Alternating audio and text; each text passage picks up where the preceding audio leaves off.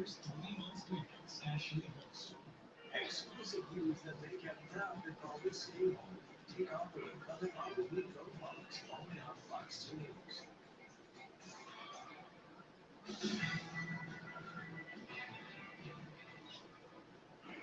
races across the country will decide the balance of power in the Senate and in the House of Representatives.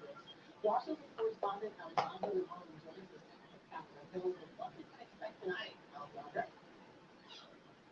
Hey, J-Rock, what's up, man? So we got Amendment 3 on the ballot tonight in Missouri, and it legalizes recreational marijuana. We have medical already, of course, because I'm a grower. So we're basically looking at watching the results tonight, man, as Missouri passes legal marijuana. And I thought, I went to the dispensary today, bought some diamonds, bought some wax, and bought a nice vape cartridge to celebrate and watch the election results with. So we're going to be doing some wax tonight. We're going to be doing some diamonds a little bit later. We're going to be doing some bowls of flour and hash, and we're going to be watching Missouri make history as we finally leave the dark ages. So, yeah, I was telling these guys at the dispensary today that in 1980, I can remember being in my college dorm room and saying, you know what, guys, someday this shit's going to be fucking legal, man. And, like, you'll be able to walk into, like, 7-Eleven and just buy a pack of joints, you know, by the year 2000 for sure. Yeah, I'm making the funny voice because I was so full of shit it ain't funny. The year 2000 came and went, and the penalties were just as strong, if not worse, in Missouri than they were in 1980. So I started to give up hope a little bit, man. And then when the recreation or the medical started coming into different states, I thought maybe there's a chance Missouri will get medical finally, and we did finally. But man, it took forever. So we're partying tonight. I mean, this is history to me, man. And then in Georgia, if one of those candidates doesn't get at least 50% of the vote, that race will head into a runoff next month.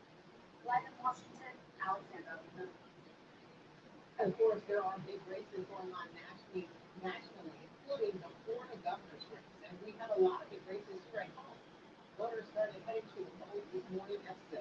Some of the biggest races on the ballot statewide include the Missouri Senate race between Missouri's Attorney General, Republican Eric Smith, and Democrat Tony Valentine. In St. Louis County, voters are taking a close. So that's what we're doing right now, man. You know, we're just watching the results on my phone here and trying to figure out what's going on. Yeah, exactly. Like a dream that would never come true. Yeah, I mean, it's like, you know, I never thought Missouri would get this far with medical even, you know. In fact, I just renewed my card and my grow card. That was $260. What's up? What's up? How you doing, SOS? Good to see you, man. We're just watching Missouri pass, possibly. We're looking at possibly legalizing it tonight. Recreational marijuana in the state of Missouri.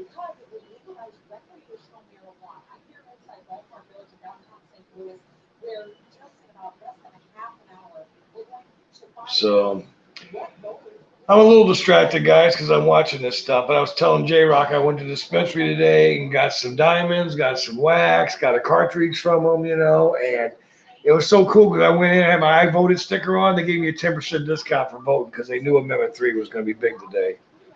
Missouri could be a gate opener for the Midwest, places like Kansas, Kentucky, etc. Yeah, Kansas, I don't think Kansas is ever going to pass it. Talk about Bible state, Bible Belt shit there. Kansas, holy crap, man. I understand that they're getting so bad that if you drive through Kansas from Oklahoma, they're pulling people over just to check for weed because Oklahoma's selling it so cheap. People are driving through and getting weed and driving back through Kansas. So, man, you know, Kansas is on a war right now. So yeah, they're talking about a 6% tax for recreational marijuana, and local governments could add another 3% on top of it, but medical stay at 4%. So ain't that wonderful? Wyoming would be the last, and Idaho. Yeah, that's probably true, man, because they got such small populations and they're so spread out. if you really want to grow weed in Wyoming or Idaho, you can probably grow it without nobody fighting it because all that open land out there. But yeah. So anyway, that's what's going on, man. We're partying tonight. I haven't done a live for a while, and in fact, I looked at it. It's like a month, since I've done one.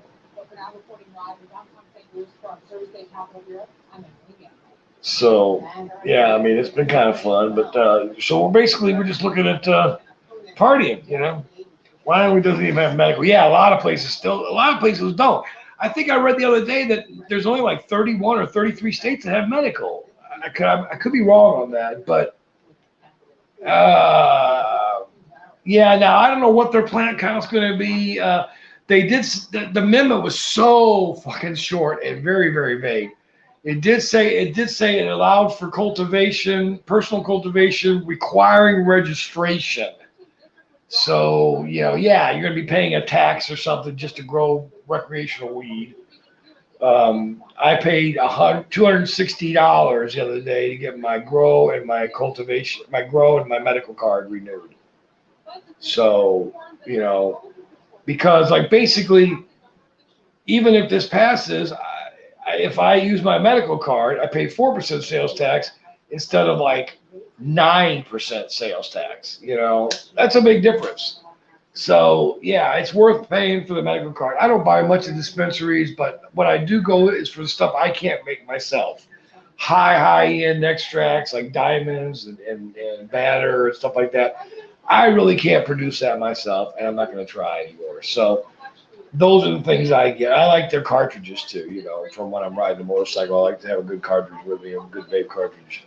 I got some shit called Member Berry in a cartridge today. It's pure indica, and it's got a pretty good kick. Allows 6 per adult, no license required or registration. Yeah, I think California allows like 4 or 6 even. It's not that many, but for recreation, because I had a friend that lived out there for a while. He moved to Florida, but yeah, he was growing them out in his backyard. And I think they allowed 4 per adult, or might have been 6. I don't know. So I don't know what they're going to do. Like on medical in Missouri, it's really weird. In medical in Missouri, I'm allowed 6 seedlings, 6 veg plants, and 6 flower plants on my license. My partner that I live with, she has the same right. So that gives us 12, 12, and 12 of each phase of the plant. If I go out and attach people's license to my license as a caregiver, I get the same 12, 12, or 6, 6, 6 for each one of my caregivers, my caregiver patients, and I can have up to 6 of those. So, well, and that's it. That's just it. You're allowed 12 in flower at a time, 12 in veg at a time, and 12 in clone or seedling at a time. That's what they allow. Now, have they ever come into my house to do a plant count or inspection? Hell no, not once. So, do I think most people in Missouri abide by the plant count? Yeah, probably, because they just don't have the money to have enough tents to grow more than that. So yeah, probably most of them do. I don't know, but it's one of those things where you just you just do what you got to do. You do the best you can, and you try to stay in compliance. Because, like, let me ask you this, okay? So they're allowed 6, 6, and 6, seedling, clone, veg stage, and flower stage. What the fuck is an auto? An auto can change its category, from one day to the next. One day it can be in veg, the next day it goes into flower. So, how do you count autos in there? Yeah, 6 per adult. Well, yeah, most people, 6 plants coming in every, if you're doing it right, 6 plants coming in every 2 months or so in full flower should give you enough weed to get you through. Guys, I was having a debate with somebody on Reddit the other day, and I don't know why I got into that shit, but they were bitching about their husband smoking too much weed, and how they didn't know that when they married him. He smoked almost an ounce a month, blah, blah, blah, blah, blah. He has a problem. He needs rehab, blah, blah, blah. And all these people are typing in, oh my God, he smokes almost an ounce a month. That's incredible, man. He needs to go into rehab, blah, blah, blah, blah, blah, blah, blah, blah, blah, blah. And I'm reading this and I'm just scratching my head. Finally, at the end of the damn string of conversation, I wrote in, guys, let's put this in fucking perspective. An ounce a month is less than 1 gram a fucking day. That's less than 1 joint a day. How many people you know smoke 1 cigarette a day? How many people you know drink 1 beer a day? I mean, let's put this in perspective. Even if you smoke 2 ounces a month, which I'm pretty sure I do, that's less than 2 grams a day. And to prove my point, I took a picture of a 2-gram pile of marijuana cleaned on the scale and put it in the conversation. I said, this would be my daily allotment. So tell me I'm smoking too much. I pay my bills. I pay my taxes. You know, I supported families when I have had that in my life. Tell me I'm doing too much. What's your issue? So, you know, I tell people, put it in perspective. A gram a day is like a decent joint. That's not a lot of personal use, I don't think, personally. I just don't think it is. I mean, now when I was paying $300 an ounce for it, I was constantly worrying about my usage. Oh my God, how am I going to afford this? You know, I'm going through 2 ounces a month. You know, it's like a car payment, blah, blah, blah, blah, blah. But now that I'm growing my own and I have all the weed I want, you know, I really don't think that I smoke a massive amount more than I did back then. I just don't feel guilty about it now.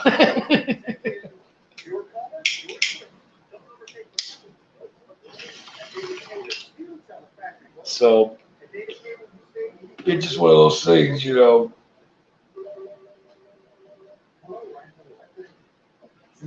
So yeah, I don't know. Tell me what you guys think, man. Do you think a guy who smokes, say, 2 ounces a month is a heavy problem smoker? I mean, you know, like I said, break it down. Flour, that's 2 grams a day, less than 2 grams a day. An ounce is 28 grams. The only month that would be a gram a day is February. So,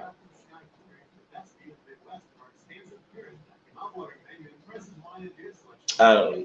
I just thought that whole conversation was hilarious because all these people are like, oh my God, if he smokes that much, you know, I smoke a 1/4 ounce a month, maybe, blah, blah, blah, blah, blah, blah, blah. I'm like, well, then you're not a smoker, you know. You're a fucking joke.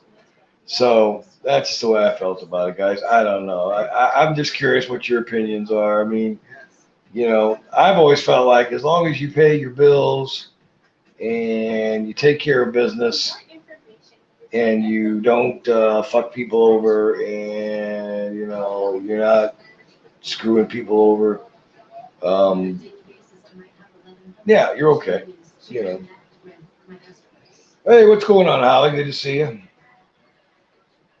An eighth a day, huh? I'm good for a minimum of 8 a day. Yeah, yeah. Again, that's 3.5 grams a day, and that's that. When you put that, okay, I'll give you an example. I'll give you an example of what that is, okay? Because I got out my handy dandy. This is my emergency reserve case, okay? So if I run out of all my other weed, I mean, I'm just completely out everywhere else. I've got this little thing here of weed samples here, okay? So basically, I just set this up a few months ago, and this shit's been aging nicely in these jars the whole time, so it's going to be smooth as crap. So just when I started thinking about it the other day, I thought, how much is in one of these jars? So I just picked a jar at random, and I weighed it, and it came out about 3.5 grams. So this would be about a day's worth of your smoking right there, roughly. That ain't that much, I don't think. That isn't like a fucking pack of cigarettes. You know, that ain't nothing like a pack of cigarettes. Hell, that ain't as much as a good-sized cigar. You know, let's just be honest. I mean, it's, you know, I'll put things in perspective. Not to mention the fact that I've never heard any one study once that's linked marijuana smoking with cancer, lung cancer, anything. So it seems to protect the lungs more than it does damage to the lungs. So I don't think it's a big deal. But that's what I'm saying. I probably smoke that much a day. So I'm probably doing 3 ounces a month. I don't know. I really don't keep track of it. Uh, it depends on the day. If I got a lot of stuff going on, and I'm busy doing a lot of stuff, I don't smoke as much. If I got a day where I'm sitting around watching old movies on YouTube all day, and it's a crappy day out and I can't do nothing else, and my gardening's all done downstairs, I'll put away some weed. I mean, I will fill this thing here up. I will fill all these bowls up in advance at the start of a session and just smoke them one after another so I don't have to worry about it. I mean, that's what I like to do. I get them all filled in advance and then I can just go from bowl to bowl or just popping them in. So that's the way I feel about it. I don't know. But anyway, I just got a kick out of this conversation. This everybody was all judgmental about this guy. Now, to be fair, they were still living in his parents' house. Obviously, this guy was having problems handling his finances and his personal life. Can't blame that on weed though, because for every jackass like him who can't pay his bills and still balance his weed consumption, you got guys like Elon Musk, who is like the richest motherfucker on the planet, and he smokes weed every day. So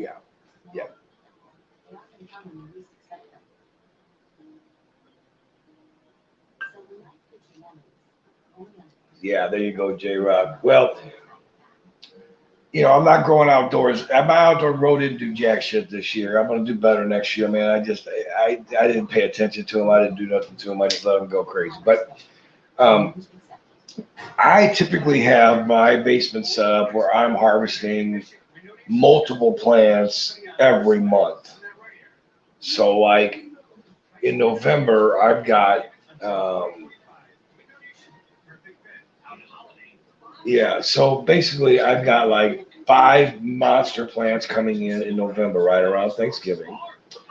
And then in December, I have 8 different plants in 2 tents that are coming due sometime in December. Some of them might bleed into January. Okay. So that's 2 months back to back of some pretty big harvest. I've got plants in the veg area all ready to go into those tents when I harvest them. So there'll be another harvest sometime near the end of January and another big harvest sometime in February. And I just keep doing that perpetually. I'll have plants come due different times in the same tent. So sometimes I'm doing perpetual harvest in the same tent. They might come due a week or 2 apart between each other and just pull them out, About harvest about every 60 days. Yeah, that's what if you're doing it right, man, you can do that. I can't be, people come to me, how do you make that perpetual harvest crap work? I just can't seem to make that work. I don't know what I'm doing wrong. Well, you just start plants at different freaking times. I don't know what to tell you, man. Yeah, you got to get a fucking calendar out, I guess. Get a calculator, man. Use your brain a little bit. I don't know. It's hard to smoke a pound of quality weed in 60 days, honestly. Yeah, it really would be. For me, it would be hard for me to do that, probably. Now I have 2 people living in the household here, and both smoke. Now, my partner doesn't smoke near as much as I do. I don't know too many people that do, actually. But the point I'm trying to make is I'm supporting at least 2 people here. Plus, like we pay our housekeeper with weed, and there's other things like that. So 1 plant every 15 days. Yeah, I had that going for a while too, man. I had that going small too, where like I had 8 plants in 2 different tents in hydroponic DWC, and I had them popping like every 15, 20 days. Each tent would pop another plant, and it was like just pulling them back to back to back to back to back, and it's fun if you can do it, because it gives some of the newer plants a little bit of room to grow in, because you're pulling the older plants, so they got some room to grow into the space, makes a little bit. I plant every 15 days. Yeah, I have got a huge veg area outside my tents. You've probably seen that on my videos if you've watched any of them. So on there, I grow autos, which I'm about ready to give up on autos. Guys, I am just so sick of growing these spindly little thin ass autos that, you know, give you a fucking half ounce of fucking bud or something. You know, I am done with this shit. I'm just about done with autos, man. I'm just, hey, what's going on, Kush? Well, we're still waiting on the election results, man. That's why I'm sitting here with you all. Uh, yeah, it's the first drop some seeds in water, you know, exactly. So basically, no, we're still waiting for the results in Missouri. The polls don't close till 7 o'clock here, which is about 10 minutes away. And brand new photogenetics for you. Oh, you do, huh? Well, I got so much problems getting all my genetics. Remember when I started all them seeds at one time and all them clones and everything? Well, yeah, we got a problem, man. I got plants in these tubs that are meant to be growing little bitty seedlings and plants, and they've got foot-long tall plants in them already, and they're going to be in there for a while yet before I can get them into a bucket or into dirt. So I am like overloaded. In fact, I'm growing 5 autos out in a tub together in the back there, and I have no place to grow them. They're going to have to finish in that tub. It's about maybe 8 or 9 inches deep, and it's got 8 plant holes in it. I think it's got 2, 3, 4. It's got 6 in there. It's got 2 double gorillas. No, it's got 2 gorilla cookies, 2 double gorillas. It's got a citrus pie in there, and it's got this big plant in there. It's a grape cheese in there. And it's really getting big. It's about a foot tall in this multi-tub. It's already about a foot tall. And I'm pulling the big leaves off constantly so that the light can get down into the plants, you know. So I'm constantly pulling the big leaves off so that the lights I can get between them, because they're all crowded in my clone containers, they're all crowded in my seedling containers, and they're just getting too big already. Yeah, I did check out that. I did check it out, man. I sent a comment on it. The orange monkey I got is tall, but it's not a big plant. It's spindly. It's got thin branches, and it doesn't look like the bud's going to get big. Same thing with the lemon pie. It's tall, thin, very little side growth, and buds along the stalk. And the buds are probably 4 inches apart. I can't see those getting big and filling in much. The citrus pie I'm growing on the side there, yeah, that poor plant got so abused. I didn't expect it to do much. It got about a foot tall maybe, and it stopped growing. So I'm going to get maybe 8 or 9 grams out of that. If I'm lucky, maybe 14. If it really puts it on, it ain't going to. So I'm just like, I'm done with these autos, you know. I mean, I got a bunch of them growing in the dirt over there, and I'm going to see what they do. And, you know, I'll get some citrus pies and a couple purple lemonades in there. But I'm done. I mean, you put all that time into them. I could put a plant from my veg area into the flower area and have it done in 8 weeks. That's just as fast as I can pull any auto out. So you waste all that time in a bucket, and you don't get shit out of it. Well, that orange monkey is not orange cookie swirl, but my orange cookie swirl that I grew in the multi-tub did not grow well because it was too crowded. The bud was, I still got some of it here. The bud was real scraggly and stringy, but that's because of my fault, the way I grew it. Dude, I'm not saying it's your genetics at all. I'm just saying the way I grow, I don't get enough yield off of these autos to make it worth it. I mean, it's just not worth it. And I got to tell you, that purple tie, it is still not flowering. It's not a fucking auto. It can't be. It's been in that bucket probably 6 or 7 weeks now. And there's not a fucking hair or a pod on it. Dude, it's got to be a photo.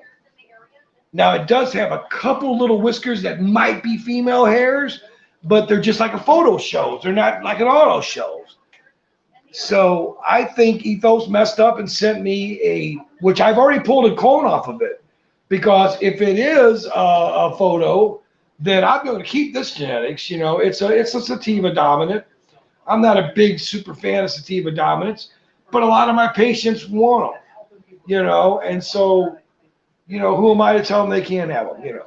So I got the purple tie. I've got a cold cutting off of it. The cutting took immediately, no problem at all, and which is another indication that it's not an auto. So I think the purple tie might not be an auto. Now the double gorilla I got from Fazoli, that thing is growing really nice, and it's still not showing any real sex yet. It's an auto too, but it's still young in its life cycle. Not like the purple tie, who's been in there. It's got to be in there 8 weeks now. I have to go back in my videos and find out when I put it in the bucket, but I know it's been in there at least 5 or 6 weeks minimum, and there's no sign at all.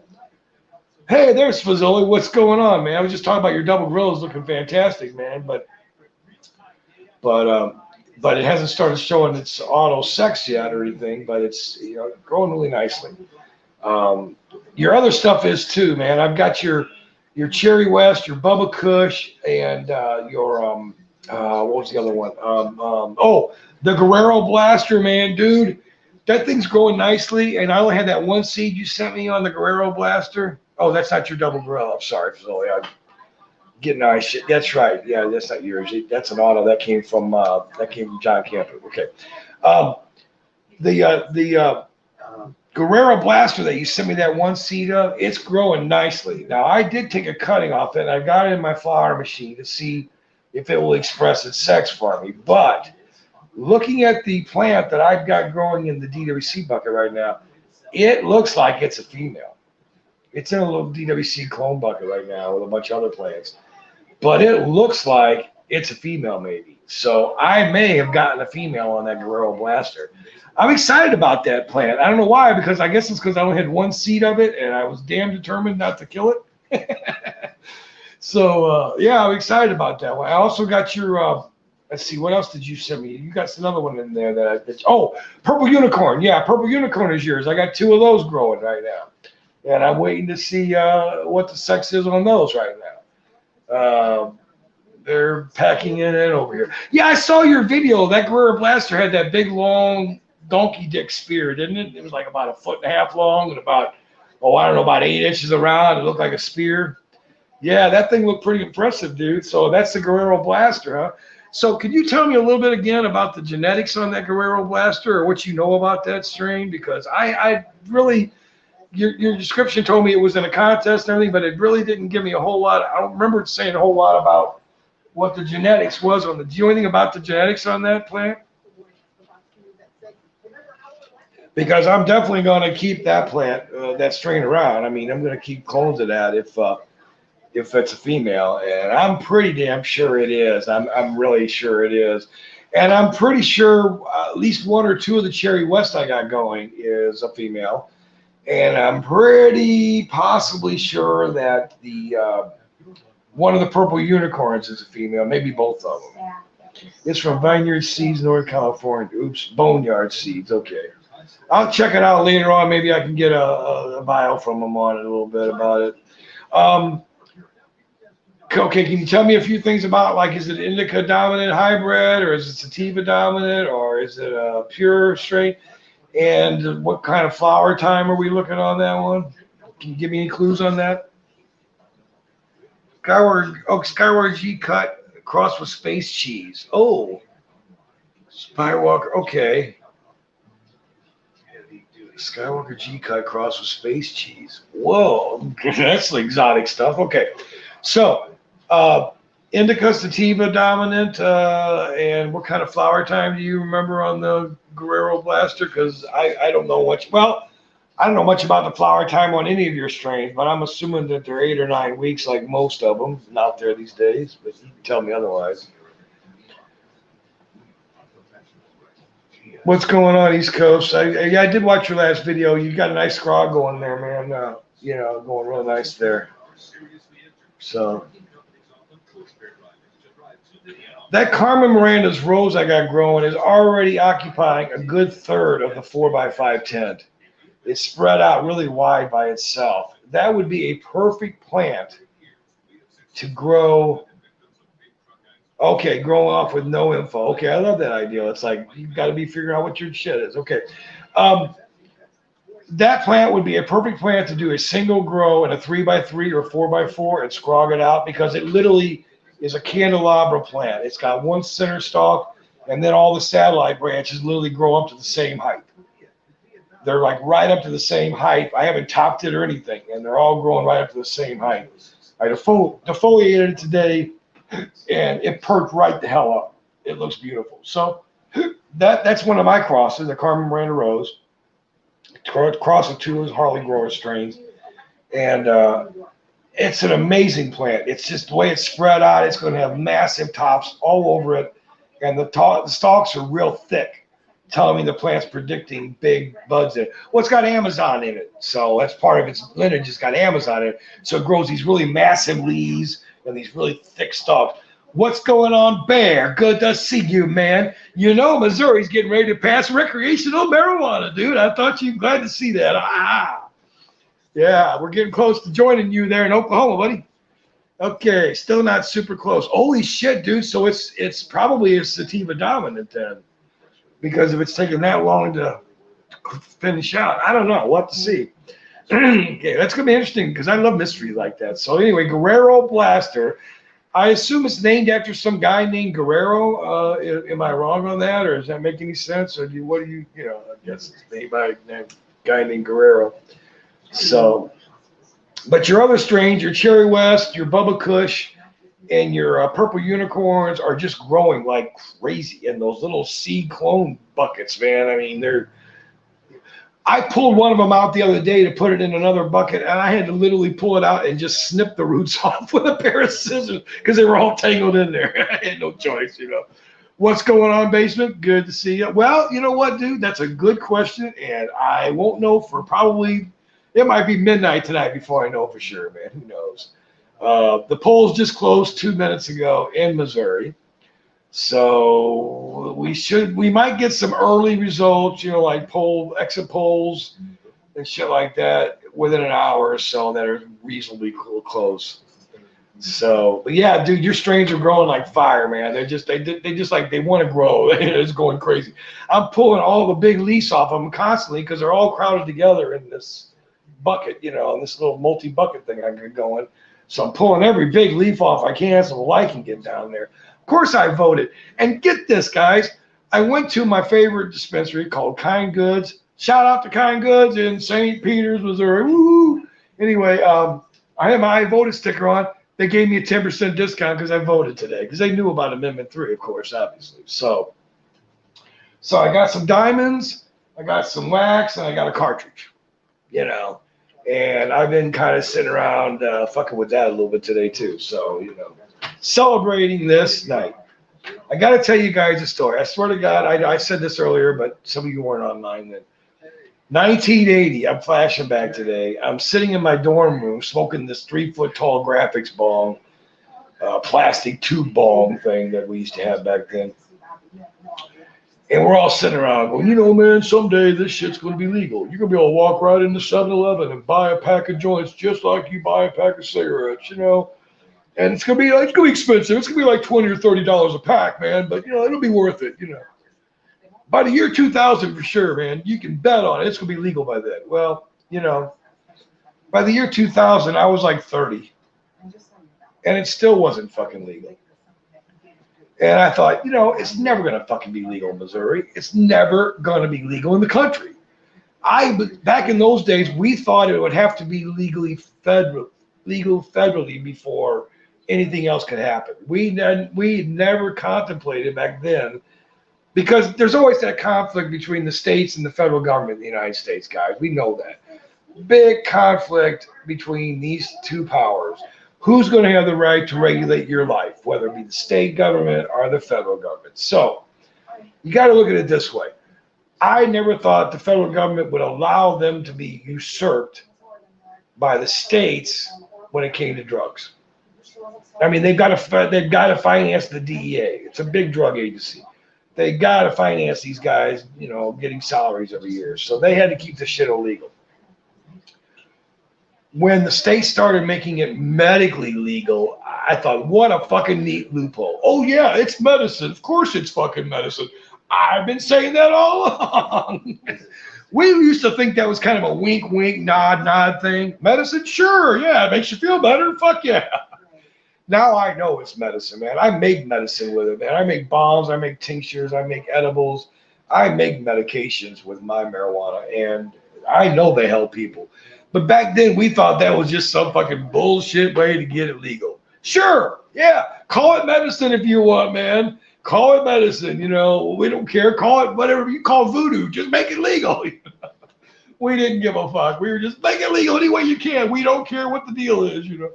So basically, the medical finally got through in Missouri a couple of years ago, well, 3 years ago, a little over 3 years ago. And of course, I got my card and my grow card right away. So no, we're still waiting for the results here, man. It's gonna be a long. I'm telling you guys, it's not gonna be quick. You know, I mean, if you're planning on just like logging in for 20 minutes and getting the results from me here, I'm not gonna be able to do that for you. I mean, we're gonna get some ideas here probably in an hour or two what the early poll results are, but you know, all I can tell you is when they went into the election today, the polls were 60% in favor of passing it. I actually drove by a fucking billboard in Missouri that said, vote no on Amendment 3, it'll expose your children to dangerous drugs. Really? Really? So when it was illegal completely and dad was still smoking weed in the house, the kid was getting exposed to illegal dangerous drugs then, wasn't he? So what the fuck's going to be the difference now? I mean, get real, guys.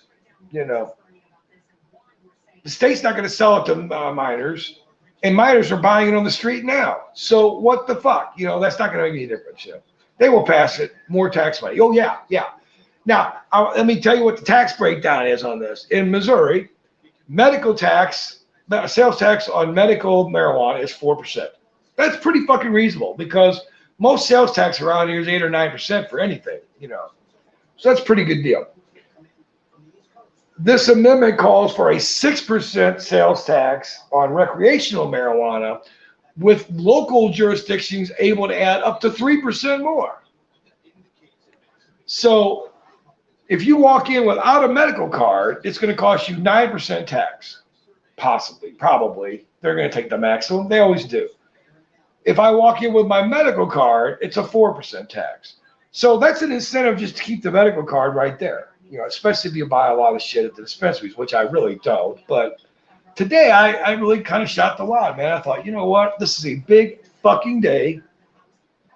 42 years ago, we sat and dreamed of the day that I could walk into a legal store and buy marijuana.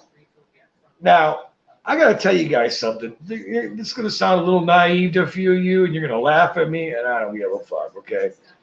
I don't go to dispensaries very often. I just don't spend a lot of money in them because I've got all the weed and edibles and hash and everything around here I can fucking smoke. But I do like to go in occasionally and get a cartridge or, you know, some nice wax or something I don't want to fuck with. Okay. Every fucking time I go into a dispensary and I buy marijuana, I get kind of one of those, I can't believe this is really happening moments. Yeah, like, am I in a Twilight Zone situation here? Is this real? I mean, am I going to walk out in the parking lot and there's going to be like, you know, federal agents out there waiting to fucking put handcuffs on me? Because you guys got to understand, man. You got to understand. For 40 years of my life, I had to hide. I had to hide every fucking time. I had to hide all my weed. I had to hide my smoking. I had to hide on the road. I had to be careful. Blah, blah, blah, blah, blah, blah, blah, blah. So it's really hard to change that mindset. I can walk into a dispensary and walk out with high quality exotic extracts that, you know, we wouldn't even dreamed of 42 years ago. And I still get one of those, I can't believe this is real moments, you know.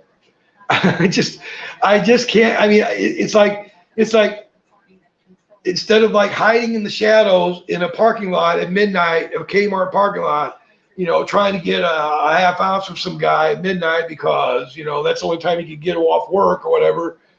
You know, I'm walking into a clean, well-lit place with friendly people offering their advice about different products. You know, yeah, ask a cop to light my J. Yeah, that'll be the day. So, you know, it's still one of those moments where I'm like, I walk in there and they're like, can I help you, sir? You know, and I feel like I'm like in a parallel universe and I'm going to wake up and it's not going to be real. What's going on, RD Organic? Show me. I saw you pop in there, man. I know you're following the election tonight. I mean, just for benefit of grace here, you know. I mean, let's be honest. I got my grow license. I got my medical card. If it gets legalized or not, it's not a real big skin off my nose either way. I mean, yeah, you know, not a big skin off my nose either way. But it's kind of the historical part about this, you know, seeing us give the finger to the federal government and say, yes, we're going to legalize it. We don't care if you like it or not. Fuck you. Oh, get this. Okay, Missouri, you got to love Missouri. Okay, we passed a law a while back that said that no state agency of law enforcement may assist a federal agent in any way in the confiscation of firearms. Okay, so like let's say the ATF comes into town and they think I'm making illegal guns in my basement or whatever. Okay, let's just use that example. Well, the ATF doesn't usually bring their own squad in. They usually come into town and they go to the local sheriff or they go to the local police department and say, we need some backup. We're going to go do a raid. All right. Well, in the state of Missouri, not only can the sheriff not assist a federal agent in the confiscation of weapons, if said sheriff does assist a federal agent in the confiscation of weapons, he can be fined up to $50,000 and 5 years in prison. That's Missouri. That's Missouri saying to the federal government, fuck you, right? Okay. So today they're going to pass this, I hope. They're taking the National Guard out of the Department of Health and Safety, which is run by the governor and all that bullshit. And they're going to make it their own separate entity under nobody. And it says at the bottom of it, this will further ensure protection of Missouri citizens' rights against any federal encroachment. You gotta fucking love that. You gotta fucking love that. Our National Guard is saying, give us the authority to tell the federal government, fuck you when you come into our state. That's what our state's about. Missouri is so anti-federalist, it's not funny. We don't believe in federal government powers. We believe the state should have the right to determine what's going on because we have more control over who we elect locally. That's the big difference right there. I got a lot more control over my local city council member or my local county executive or even my local governor or my local state representatives than I ever will over the jackass that goes to Washington. So, yeah, Missouri's giving the finger to the federal government again tonight by basically, see, if your National Guard is under control of the governor, in other words, if they're under like Department of Health and Safety or whatever, it makes it real easy for the federal government to come in like they did in Alabama during civil rights and say, we are federalizing your National Guard for law enforcement, okay? Missouri is going to pass this tonight, and it's going to basically tell the federal government, you will never federalize our National Guard. We refuse to be federalized. Yeah, exactly. Yeah. We've got carry in Missouri. You know, several years ago, God, it was probably 20 years ago. I can't remember now. Probably 20 years ago. We finally got carry permits in Missouri. You had to go through the whole FBI background check and fingerprint check, and you had to go through a class, and you had to do a shooting proficiency thing and pass a written test, blah, blah, blah, blah, blah. So I got my carry permit, and I carried every fucking day. I've been carrying every day before that, but I carried every day proudly. Okay.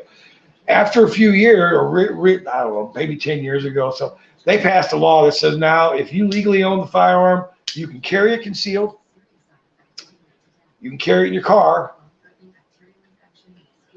and you can protect yourself. So open carry, we have open carry as well, but they kind of discourage it. You know, they like, you go to a Snooks, they say we prohibit open carry because people were like trying to prove a point, you know, and they're walking into fucking Walmart with a big old fucking 6-gun strapped on their side, like fucking, you know, like the Masked Bandit or something, you know, Hi-Ho Ranger, you know, and scaring people, you know, and I get that, man. A lot of people are scared to fucking death of guns, you know, they're idiots, but you can't just say that. You got to respect people's rights too, you know. I don't want to people's kids scared to death because I'm walking around with a 45 strapped on my shoulder, on my waist. The other thing is, you learn long enough. Why would you want people to know you're carrying? Why would you want people to know you're carrying? I mean, it makes it more likely someone's going to try to steal your gun. It makes it more likely. Let's say you're in a bank and you got your gun in plain sight. Well, if there's someone getting ready to rob that bank, you know they're going to shoot you first just to get you out of the way. Why would you want anybody to fucking know? In the 7-Eleven that's getting robbed, why would you want that guy with a shotgun to know that you got a gun? That would be stupid. So, yeah, well, there you go. You know that does happen, Ozzy. Yeah, in the rural areas of Missouri, we do have a lot more open carry going on. I'm talking about like in St. Louis County, St. Charles. They really kind of discourage it. I did see a guy open carry the other day, and it just kind of freaked me out because we don't see it that often yet. I mean, it does happen, but I just don't see it that often. And this guy was walking through, I think it was Walmart or someplace, just proud as he could be with his, with his Glock strapped on his side, Now, that tells me a little bit about his taste in firearms, but, putting that aside. I thought it was pretty hard to get a concealed carry weapon permit in California, brother. I don't know about that. I just don't know about it. I thought it was pretty damn hard. You had to go through the local sheriff and get his recommendations. That's the way it used to be in the 50s and shit. You could get a permit back then if you got put on as a provisional sheriff or whatever the fuck. Yeah, I hate that bullshit. That's not right because basically everybody should have the right or nobody. Don't give it to like the rich guy who can pay off the sheriff to get the permit. If everybody can get it, it's not worth it. Now, if you're a criminal, got conviction for gun crime, yeah, that's different. But everybody needs to have the same rights on that. So, yeah, at one time I had about a $40,000 gun collection. I mean, I had pistols and rifles out the ass. And over the years, I sold most of them. I got rid of most of them. I had some really nice AR-15s. I had some really nice pistols. I had a bunch of 45 1911s. I had a whole bunch of revolvers, 44 revolvers. I actually even had I still do have a revolver that shoots 30 carbine, which is a fucking cool pistol, man. Yeah. As long as you got no felony in Missouri, you can pretty much get a carry permit, but you don't have to have a carry permit in Missouri now. You can carry without a permit, and you can carry in your car without a permit. They just want you to keep it concealed, You can't be 5150. You can't be crazy. Yeah, exactly. Yeah. Yeah, I tell you, my favorite, when I did my permit, this guy had a car he owned, and he would let you shoot all these guns he owned. You just pay for the ammo. This guy had a Thompson submachine gun. He had a BAR-15. He had a BAR you could shoot, big ass fucking BAR. He had automatic Glock, a fucking automatic Glock pistol, which was fucking cool, 30 round mag, 9mm, 30 round automatic Glock pistol. He had an Israeli Uzi. I got to shoot all these fucking guns. A Desert Eagle, 50 caliber Desert Eagle, broke my own shoulder off. But the most fun of all of them, guys, was that fucking Thompson submachine gun. Dude, I was shooting the thing from the hips, and I was hitting golf balls on the ground, and as they hit the air, I was raising the gun up and popping them with it in the air. I mean, no kick at all, because it's a heavy gun for a submachine gun. And shooting 45 caliber ammunition, it was a fucking blast. Oh my God, if I could afford all the money it costs to get the permits and the license to get an automatic weapon, and of course it costs you anywhere from $8,000 to $12,000 to buy one, I would love to own one. It was fucking awesome, man. I mean, just from the hip, man, you could just hit anything with it. You didn't even have to hardly point the damn thing. It was just incredible. I mean, yeah, it was just so much fun to shoot. And it was almost like it was designed to be shot from the hip. I mean, I never had a gun that could shoot that well from the hip. You could literally, like I said, hit a golf ball on the ground, pop it in the air, and then pop it again. I mean, it was a blast. The Uzi was fun to shoot. The BAR, he would only let you shoot that at the side walls of the canyon because he didn't want no ricochets. And it would literally break chunks of rock off the wall. I mean, big old chunks of rock would just go right off the side of the wall from it. Ah, man, that was wild. So yeah, but of all the ones, of all the guns I shot that day, and I got to shoot a bunch of them. That Thompson was just a blast, man. This is great. So yeah, it's a 30-30 caliber cartridge, man, and it's big old fucking box cartridge on the bottom, box magazine on the bottom of the damn thing, and you just it's fucking blast, man. Oh, and you can also run a belt through it if you had a belt, man. Yeah, that was a lot of fun, man. Yeah, this guy was crazy, man. He owned this quarry. He did the permit classes, but he also wrote this book called Unintended Consequences, and it's about the United States Revolution against the government. And it tells how they do it, step by step. Well, after he writes this book, the FBI starts following him around the fucking town in black SUVs. His wife ends up divorcing him over it. I mean, he got so much harassment from the federal government for writing this book. And of course, everybody who even bought this book ended up on a government watch list. It's called Unintended Consequences. Okay. And I'm going to tell you what, man, it's a fucking good book. And I actually tracked the guy down and met him for dinner one night and just picked his brain. And that's how I met him. It said on the book jacket that he worked for a financial firm in St. Louis. So I did a little research. I had some friends in the business, and I tracked him down where he worked. That's kind of weird, I know. But I wanted to have dinner with this guy and just pick his brain. It was kind of cool. I bought him a steak, and we just bullshitted for a couple hours about gun control and the federal government and all that. It was cool. But yeah, they made his life a living hell, man. They literally. They tried to ruin business deals he was involved in. They tried to stop the publication of his book.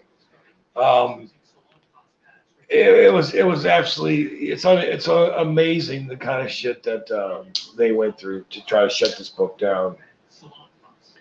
I recommend you read it just to fuck the federal government, just to give them the finger. Read it anyway. You probably won't find it at the library though.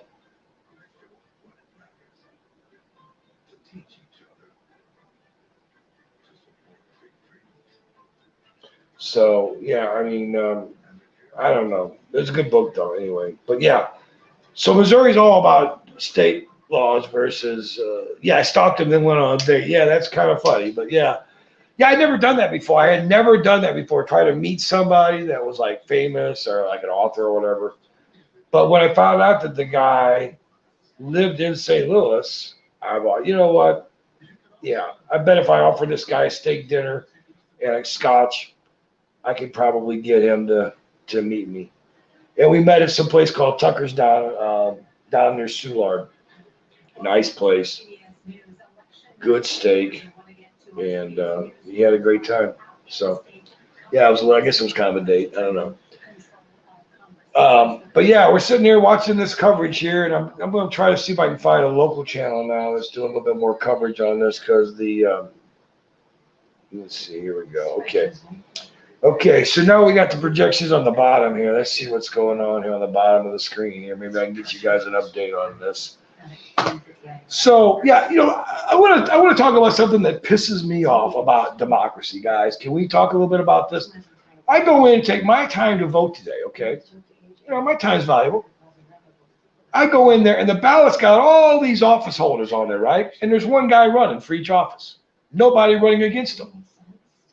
You got a choice on voting for John Smith, Blow, or whatever, or write-in. Anybody ever see a write-in candidate win anything in this fucking country? No, doesn't happen, ever. Never fucking happened in the history of the world, okay? So I'm thinking to myself, why am I voting? I mean, why am I bothering to vote on these people? Because they're going to win. I mean, if you're the only motherfucker running, you win. It's pretty damn easy. So I got a pet peeve about that. That shouldn't be happening, okay? Whatever party did not have a candidate in those races, shame on them. And I don't care which party it was. I'm not even going to worry about telling you my party affiliation of them. That doesn't even matter.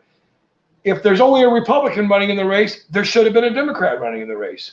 If there's only a Democrat running in that race, there should have been a Republican running in the race. If you don't have a choice, it's not fucking a vote. Okay? It's stupid. Could you imagine if we had the president run one time and nobody ran against him?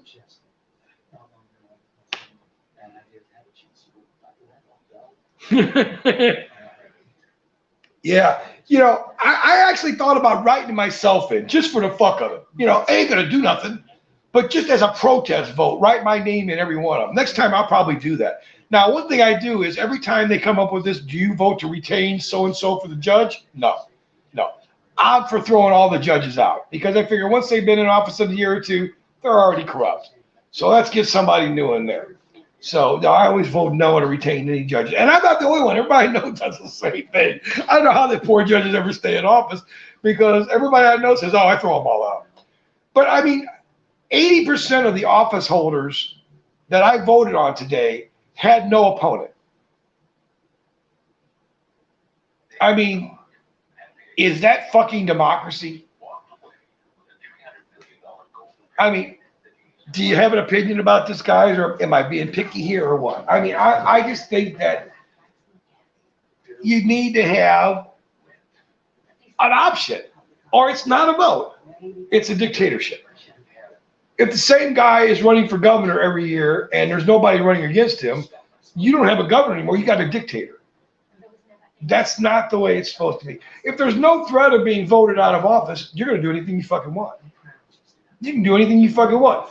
I can be a big asshole. I can get drunk and fucking screw horse because there's nobody running against me. I mean, what the hell, So, yeah. I mean, I'm sorry. I just thought that was crazy, and I'm disappointed that we couldn't do any better than that. That we couldn't do any better than that in Missouri, in this area, but have nobody running against each other. So,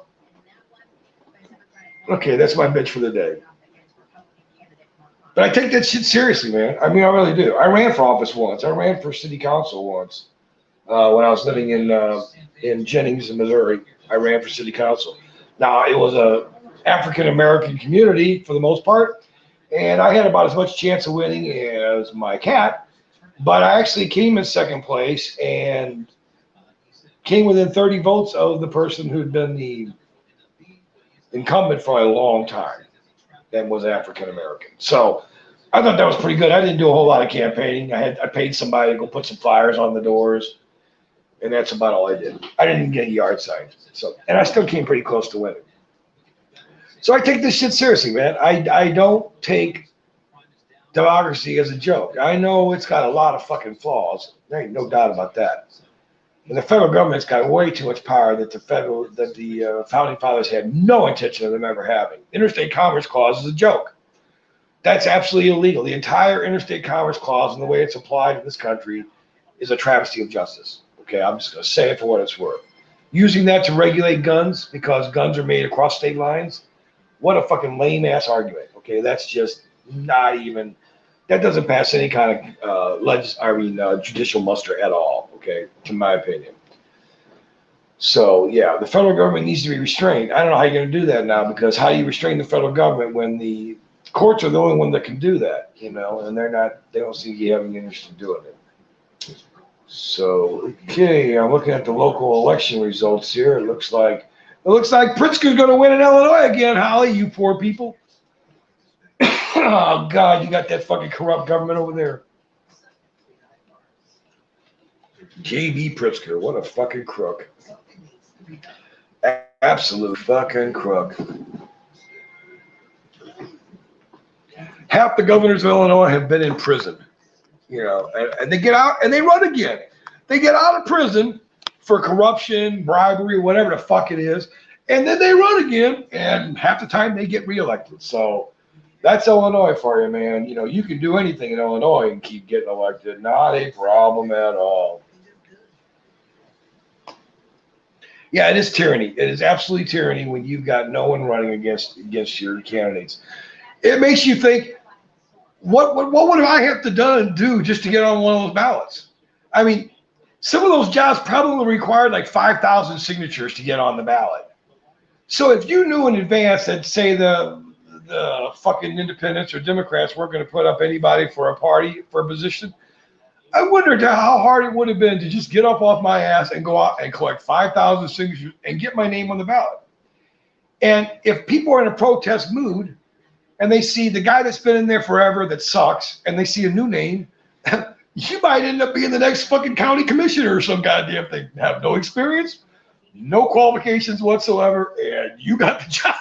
It's happened many times in this state. I can't tell you how many times it's happened in this state. So, I mean, let's get real, that would have been funny, man. Literally get on the ballot for every one of those jobs that had nobody running against it. Get your name on every one of the ballots for those positions. That would have been funny as shit. They'd be like, who the fuck is this Dave guy? Who the fuck is this guy? He's on every one of these ballots. What the fuck is going on? I think I'm going to vote for this guy. He seems like he's got something going on here, What's going on, Harley? Good to see you, bro. Dude, that Carmen Miranda's Rose Cross is going fucking ape shit.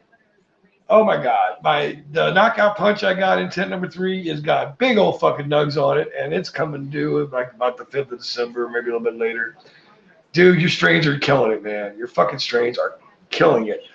The Panther Piss is growing nicely, and it's starting to show signs it might be a female, which is good because it's the only seed I had that germinated. So we may get the Panther Piss in there. We definitely have my 2 new crosses, Amazon Knockout and Carmen Miranda's Rose, are both growing very nicely, dude. I can't tell you how much I appreciate those fire strains you gave me, man. Yes, I did. The Amazon Rose was the daddy. So the Amazon Rose produced Amazon Rose feminized seeds. And it pollinated the Carmen Miranda, hence Carmen Miranda's Rose. And it pollinated the Knockout Punch, hence Amazon Knockout. And I tell you another thing I'm pretty damn sure about it is both of the new strains have big, fat fucking leaves like the Amazon. Big, fat, thick stalks, big, fat fingered leaves. Gives me the idea that it's the Amazon coming out at them. So I am 100% positive that the Amazon Rose, which was in the front right corner of the tent, which was getting extra light, the others weren't, was the father. Or let's say was the mother. I don't know what you want to call it. It hermied, pollinated itself, and pollinated its sisters. But yeah. No, here's what happened. That tent was set to go on at 5 in the morning and go off at like 4:30 or 5 in the evening, okay? The other tents were set up to go on at 6 in the morning and go off at 6 in the evening, okay?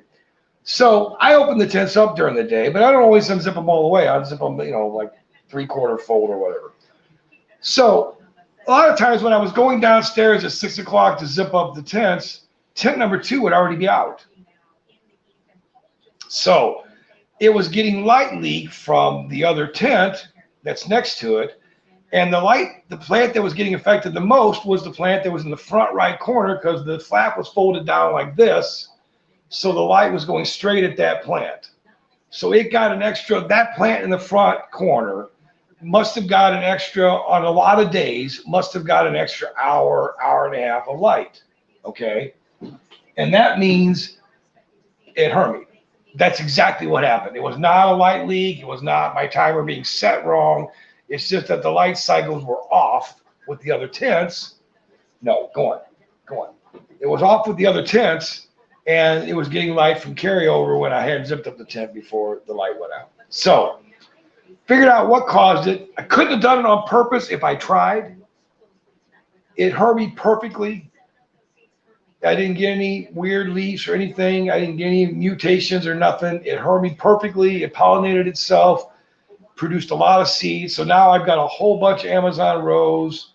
Yeah, it was a light stress. Exactly, Harley. It was a light stress hermit. And I couldn't have done it on purpose if I tried.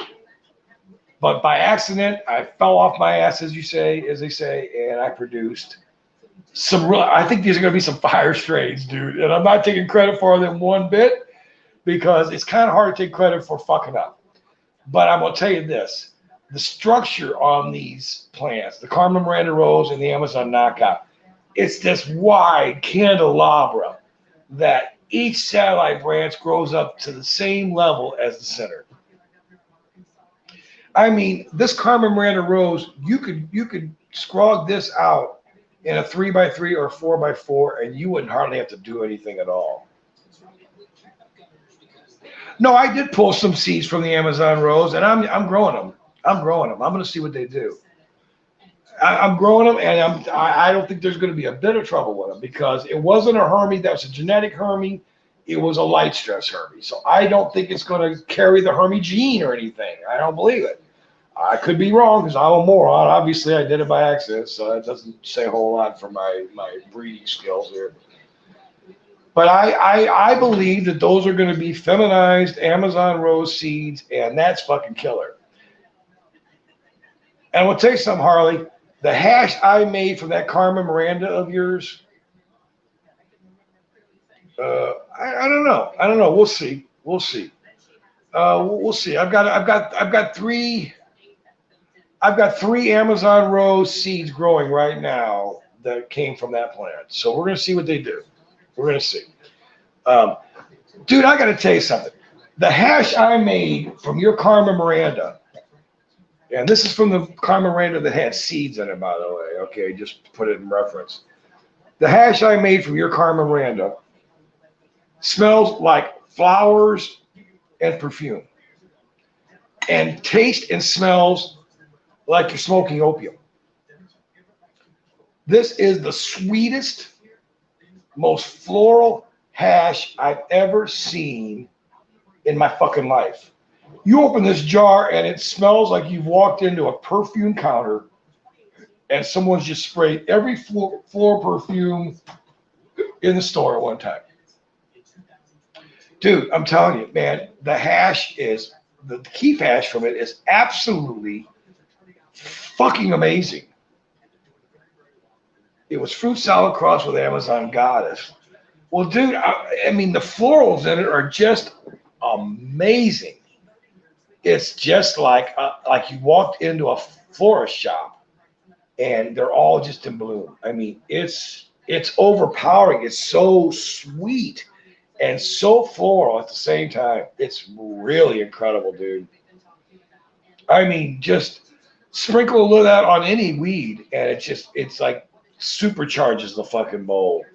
The flavor and the fucking terps and the fucking hit that you get off of it is just like adding, supercharge to your fucking hit. So, yeah, dude, I'm very pleased with the Carmen Miranda.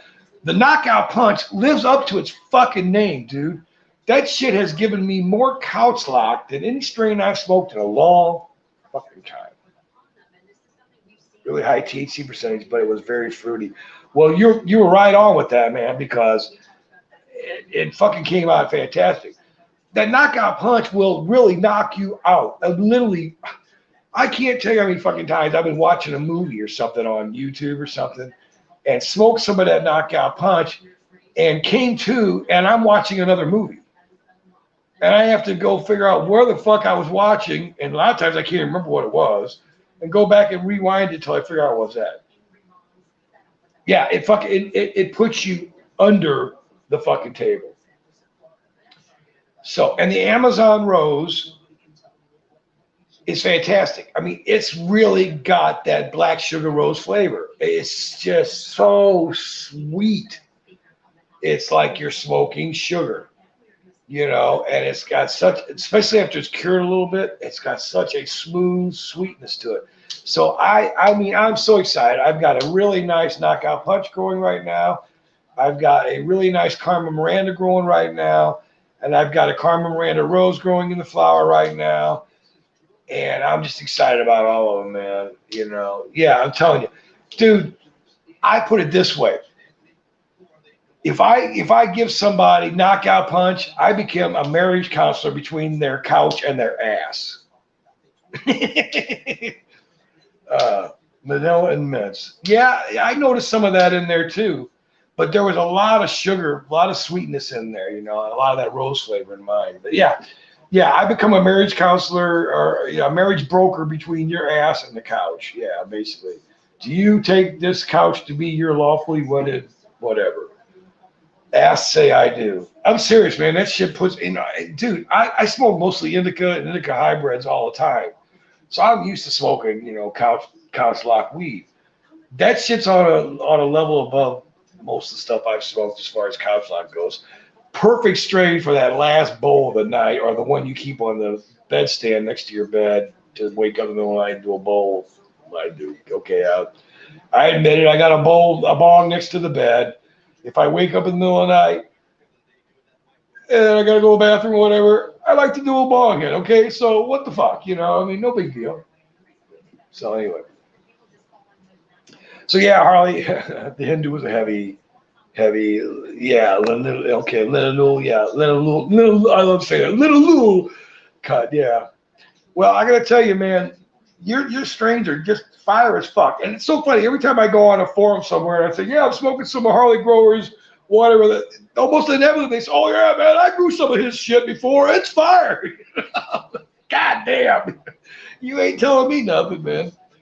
The howler monkey cross from it is heavy lavender too.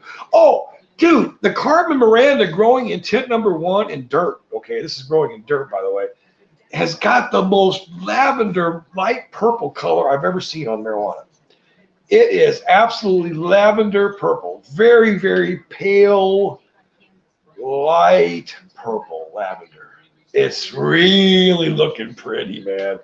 It's got another good 2 to 3 weeks left to be finished, but it is really looking amazing. The light color lavender on it is just, looking just amazing, man. And I've got an Amazon rose in there too, and it's putting out these really long spear shaped buds. The Amazon rose in there, putting out these like almost like banana shaped spears. Just fucking insane. Most aggressive. Yeah, dude, I noticed that. That Amazon in there is what gives it the massive fucking leaves and the really thick stalks and really fast growth. Best head high of all. Oh God, yeah, yeah. Well, the Amazon, you can definitely tell the strain because the Amazon knockout, which you told me the knockout punch had no Amazon in it. Well, when you crossed it with the Amazon rose, it definitely took the Amazon trade in it, man, because it's got the same structure as the Carmen Miranda rose I got growing, and it's got the same big fat leaves, Was out 2 year outside. Okay. Let her run long, they'll get huge. Really? Oh God. Yeah, but I kind of need the harvest. I kind of need the weed here. I was gonna kind of pull it in 8 weeks or so, around 8 or 9 weeks, man, because I kind of need the damn weed. It's gonna be hard to harvest tent number 1 without harvesting the whole thing, because I got 5 plants all mixed together in a scrog. Did 2 scrogs right now, so it's gonna be a little hard to harvest just 1 plant too. The holy smoke took over in tent number 1. I noticed when I looked at it, it just kind of spread out and took over like 1/3 of the tent, and it's just holy smoke all over the outside edge of the planter. So that is a very aggressive plant. The holy smoke is a very, very aggressive grower, and it just grows and stretches incredible during flower. It will double its height in flower every fucking time. Every time I've grown it. Okay, Harley, I'll take your word on it, man. I go by the trichomes, man. When I got cloudy and a few ambers, I'm ready. Okay, that's where I pull mine. I mean, but you're the breeder, so I really ought to listen to you on this. Seriously, I need to listen to you because you're the breeder on this. Now, what's going to be interesting is the Carmen Miranda Rose and the Amazon Knockout are crosses of these things. So, I don't know what the flower time is going to be on these or anything. It's going to be kind of an interesting. You should run them 11 weeks. That's bullshit science. Okay, they stop drinking when they're done. I should run them 11 weeks? Holy crap. Damn, dude. Wow. That's, I wish I had the luxury of doing that. I really got to get some damn harvest in here. Oh, they'll stop feeding, And hydro, watch your ppm. They'll stop feeding. Yeah, okay. And I also noticed, well, I won't notice they stop drinking because mine are on an automatic water system. So whenever the water level drops, they automatically fill themselves. So there's no such thing as an 8 week. Okay. Okay, Harley. I'm in school now, buddy. Go ahead and teach me, man. You're right. You're probably absolutely right on that. I've had some of my DWC that have come in before 8 weeks has been done, so I don't know. Oh God. I'm just waiting for this shit to get done because I got people waiting. I got plenty for myself. I'm not running out, guys. I got the wheel of wheat over here. I'm okay. I'm not gonna run out myself. That's never gonna be an issue. But but yeah, I have patients that depend on me. That fucking need me to provide. So yeah, man. 30 more week lag is 20% longer, just going 10 weeks. Well, I may take you up on that, man. I may just try that, man. Yeah, they're giving me something to think about there for sure. But man, I just can't wait to smoke this shit. Your strains just look so fucking good, man. They look amazing. Your bud structure is really good on them, and the hang time of the weed gets good running them properly. Yeah, yeah, yeah, yeah, yeah. Yeah, yeah. Well, you're like I said, dude. Your strains are killer, and everybody that smokes them goes, "What is this shit, man? I never heard this before." And they're not kidding. They've never had it before, probably. There's a good chance if they're from Missouri that they probably have not had Harley grower strains, but some of them may have. Who knows? Illinois, collective, or Illinois, who gives a shit?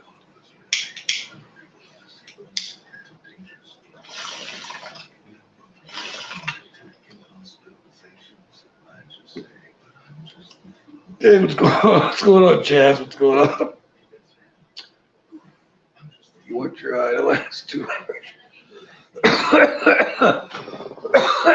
Well, Harley, you know, I smoke constantly, whether my high lasts 2 hours or not. So it doesn't really have to.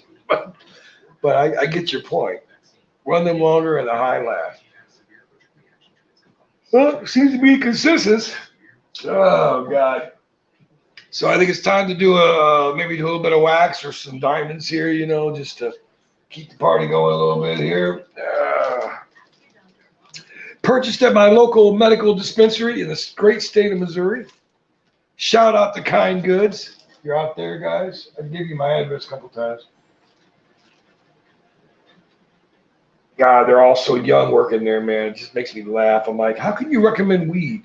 You don't think you're old enough to smoke weed. They should hire old heads like me, that know weed. Running longer than high last. Okay. Thank you. Okay. Looks like the Democrats are winning in New Hampshire. Huh? Well, big fucking deal. That's pretty much a given. When's the last time the Republicans ever took New Hampshire? I can't remember. So, yeah, that no big deal. Okay, here's a little bit of, I don't know what they call this, batter, butter, runny yellow snot, whatever you want to call it. Ernie, we're just watching the election results right now. Still trying to find out if we're going to have recreationally legal marijuana in the great state of Missouri. I'm pretty sure we are. The polls going into this were 60% yes. And there's a story of a guy that was walking into the polling place today, said to the guy at the polling place, I don't give a fuck about the people running. I'm here to vote for Amendment 3. So So I thought that was kind of funny, I got a kick out of that. I don't give a fuck about the politicians. I'm here to vote for Amendment 3. I'm going to do a cold start on this wax. I'm just too lazy to do it the other way. Okay, we'll load that in there. There we go. All right. So yeah, there ain't much of that left, man. I tell you what, for about 40, 45 bucks, whatever the fuck that was, there wasn't a whole lot in that little jar, man. I mean, come on.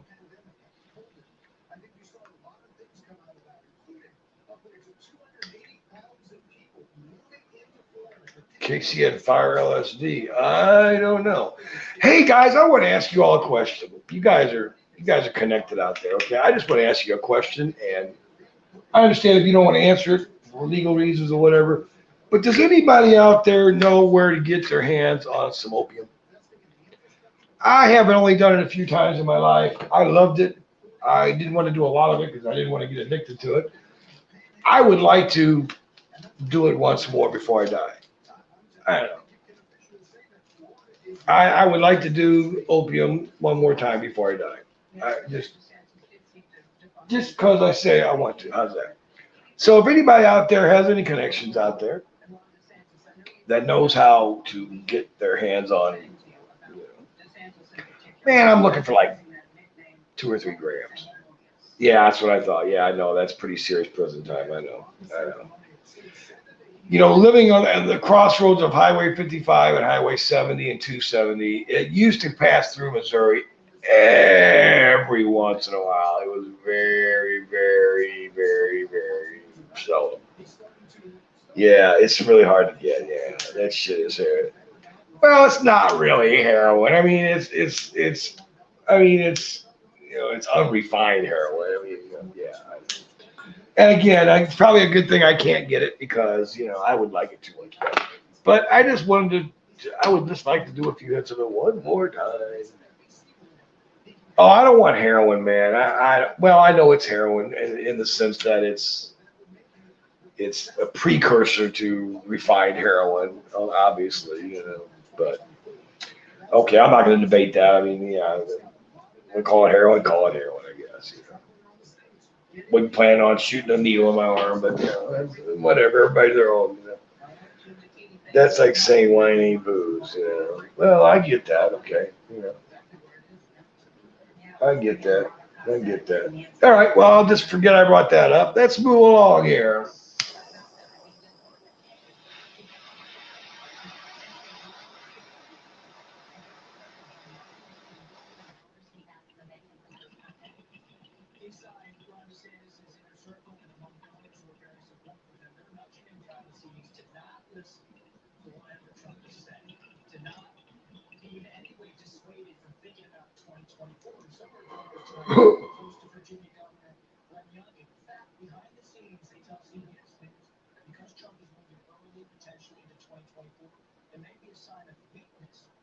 No, I'm not going on the dark web. Fuck that shit. Yeah, Harley, you made your point. You made your point. I'm not gonna even talk about it anymore. But no, I wouldn't. I'm not gonna fuck with the dark web. I've danced on there a couple times, and now I'm not gonna fuck with that shit.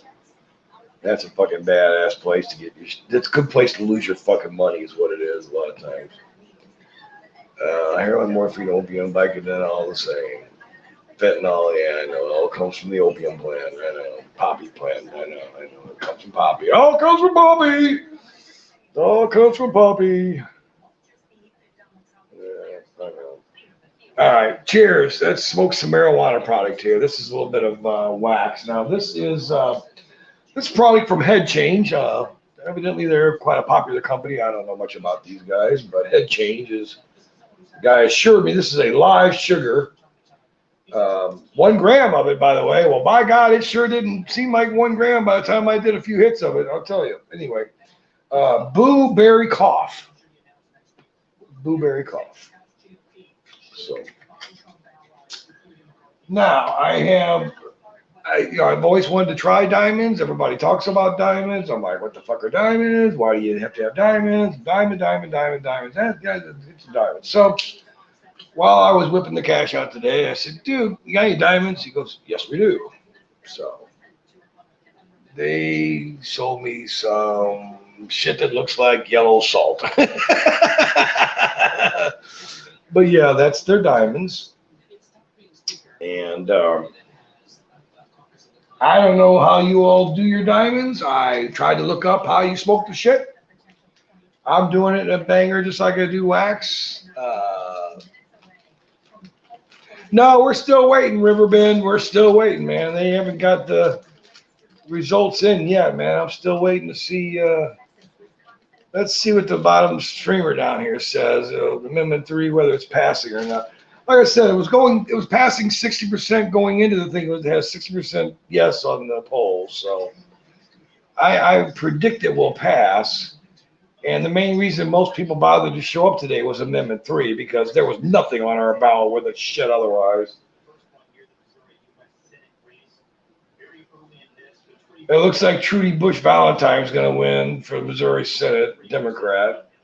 That's surprising. It looks like in Illinois, well, that's not a surprise. Tammy Duckworth's going to win. Yeah, she's got a lot of money in their race. So I'm just going to throw a little bit of this in the bottom of this thing and just do it like I do wax, you know. I mean, some people just put it on top of a bowl of weed too, like I do hash. I don't know. Different ways to do it, I guess. It's just, you know, it's certainly a full melt product, that's for sure. So they tell me it's THCA, so I'm like, well, you know, you guys got a lot of alphabets these days. You know, what happened to just pot? You know what I mean? But anyway, yeah, THCA. So. Okay. Amendment 3 is passing right now, 58%, with 1% reporting.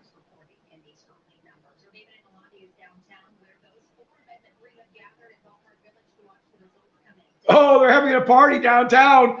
Those in favor of legalizing it. Yeah, I bet that's a hell of a party. Oh, yeah, that's the party to be at tonight, the legalization party. Yeah, they're all out in the parking lot getting high. All right, we barely get 100.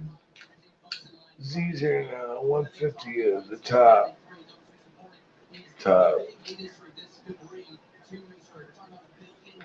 No, they closed at 7 o'clock, so the voting's been closed almost an hour now.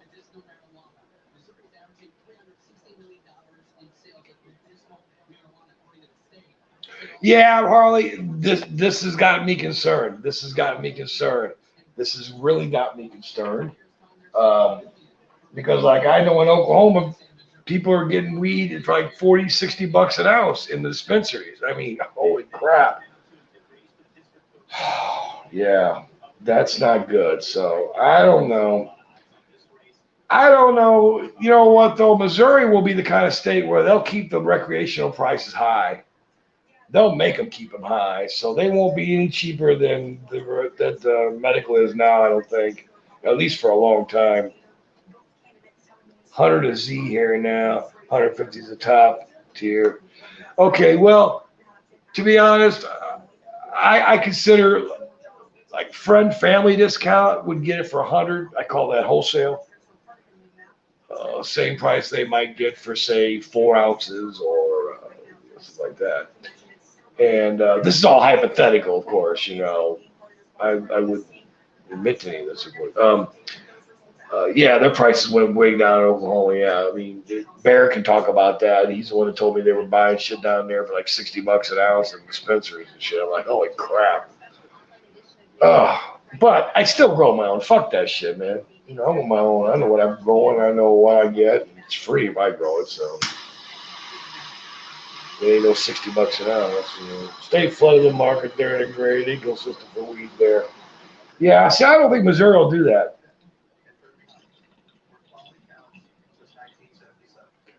They severely limited the licenses for dispensaries. I mean, you don't have like a buttload of medical dispensaries around it. Let's say in St. Charles area, which has got maybe 50,000 people in it. There's like 3 or 4 dispensaries. That's it. It's not a lot. And I know that when they go recreational, they're gonna all supposedly lottery off the licenses. Yeah, bullshit. That's crap. So they are going to be issuing some more licenses for recreational dispensaries.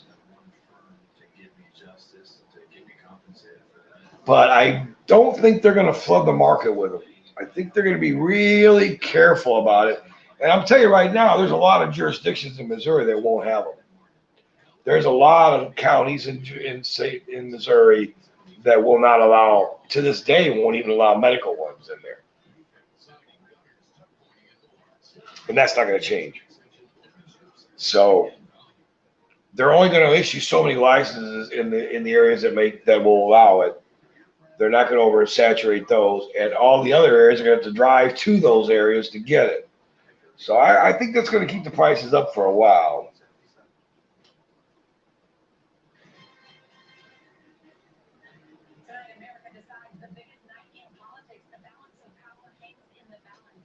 Yeah, Riverbend right now it's winning 58% to 47 or some shit like that, 42%, whatever the fuck it is. So that's cool. That's cool. I'm pretty sure it's going to pass. I was torn today, Harley. Part of me is like, man, if it didn't pass, that would be good for me because I got my medical card, I got my grow card. I'm fine. That'd be better for me. But then I started thinking how selfish that was. So you want it to be illegal for everybody else in the state, unless they get the medical card, and you want to. I didn't think that felt right. Plus, this amendment has a thing in there about people getting out of jail for marijuana charges and a way to get your record expunged, which could help people get jobs that they can't get now. So that's worth the legalization to get that in there too. Good day, mate. I am doing good. I'm watching the polls where we are about to legalize recreational marijuana in the state of Missouri that I live in. I guess like where you're at, they're like what provinces or I don't know what you call them in Australia, but like or one of our states. We have 50 of them. So one of our states is Missouri, obviously. The clubs want to buy 75 an ounce, and the owner told me he was just going to keep it for personal because it was fire. I laughed and walked out. Yeah, fuck him, fuck him. He can't afford to pay you more than that. He don't need it,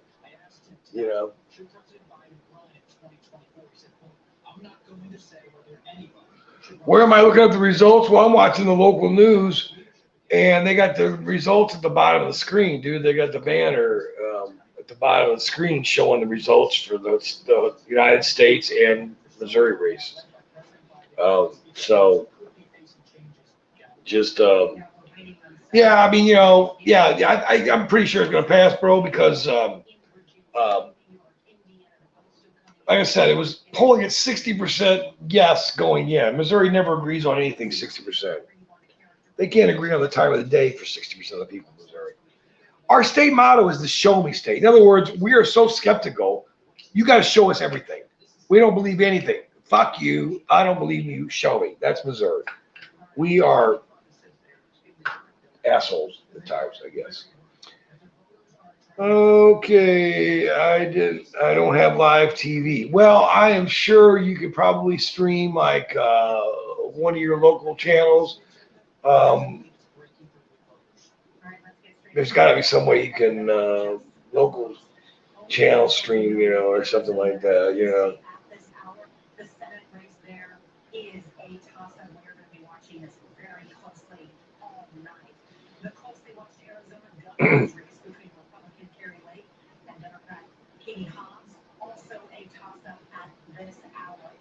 So we're just sitting here watching these moron politicians,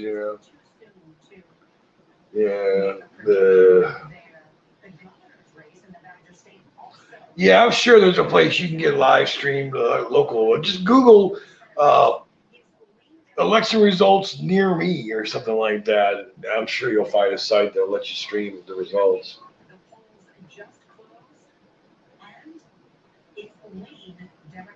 Oh, big surprise. The New York governor race is leaning Democrat. Well, that is a huge fucking surprise. Not. Okay, anyway. Okay, so yeah, man, we're just sitting here watching history. I mean, seriously, guys, I know I keep going on and on about this, but 42 years ago when I started smoking marijuana, you took your life in your hands buying weed. And I mean, I got ripped off several times. I had guns pulled on me. Then you had to worry about cops busting you all the time. I mean, oh my God, it was just a fucking nightmare. They treated pot in Missouri like you were fucking doing heroin. Okay, so it was not fun. And here it is 42 years later. I'm growing my own marijuana. I walked into a legal dispensary today and bought wax, diamonds, and a vape cartridge. Technologies that I didn't even dream about 42 years ago. We had hash. We had hash. If you didn't have weed, you had hash. That was your choice. Weed was flour, or you had hash. So um, we didn't have wax. We didn't have batter, shatter, diamonds, butter. Um, Come on, guys, it's getting a little crazy. There's too much shit out there. How much shit do you need to get fucked up? Really? How many different kinds of fucking things do you need to shove into a bowl to get you fucked up? Okay. Although I will tell you that these fucking diamonds and this wax has got my ears ringing pretty fucking good right now.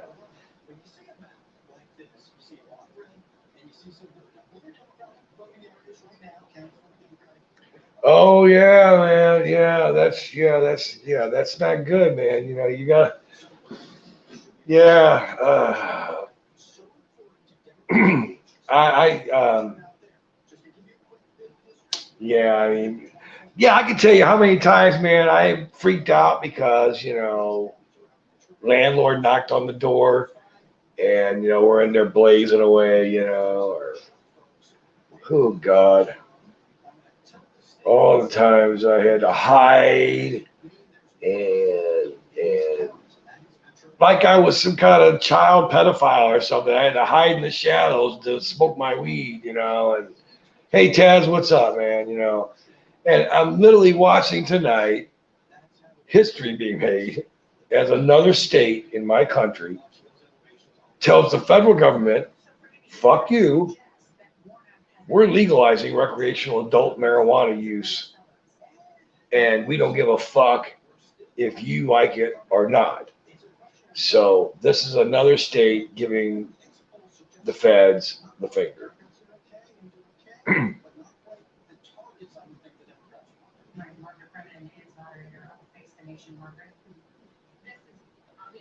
So yeah, it's history being made in my state. Again, I think there's like 20 or 30 states in the United States that have legal recreational, and I think it might be approaching 40 something. I don't know about that on medical. I don't even know the numbers anymore. They change constantly because they pass them during the year as a referendum or something. But Missouri was one of the last states to get medical, and of course, there's some that ain't got it yet. Uh,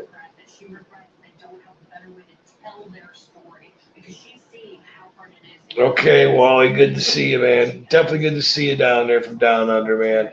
If I had all the money in the world and could actually stand to be on a plane for 20 hours, I would so come to Australia and see your country, man. I love Australia. I love the people. I love the culture. I love the fact that you were started from a penal colony, so you got that kind of fuck the government attitude anyway. I love that, man. I love all that about Australia. Australia is great, man. Not only that, great fucking allies to fight a war with, man. You don't get no better than Australia on your shoulder. Not a fucking bit, man. World War II, man. We did some good fighting together in World War II, man. Australia's got it going on, man. They don't fucking back out.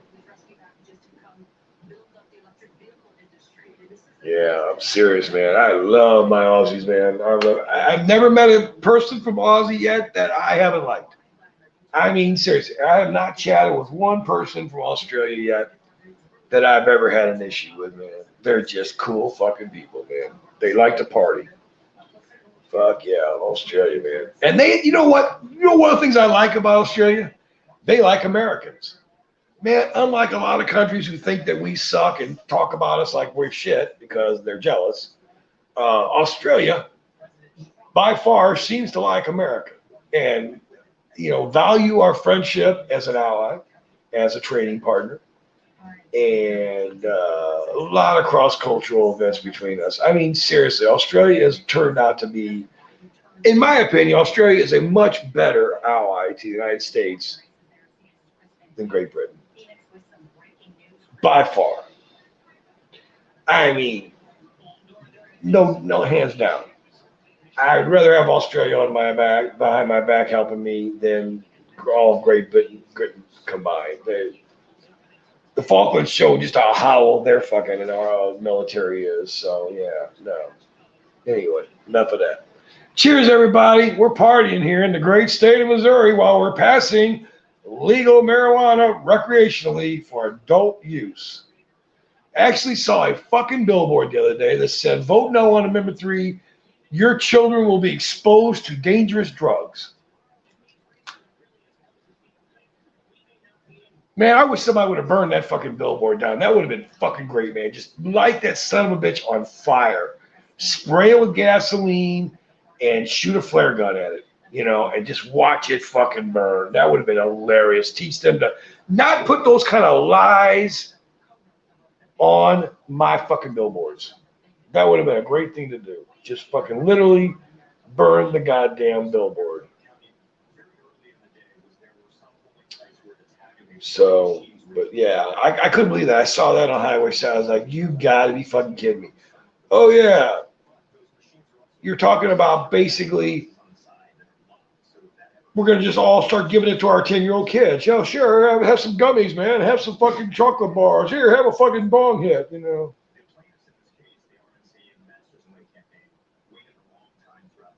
So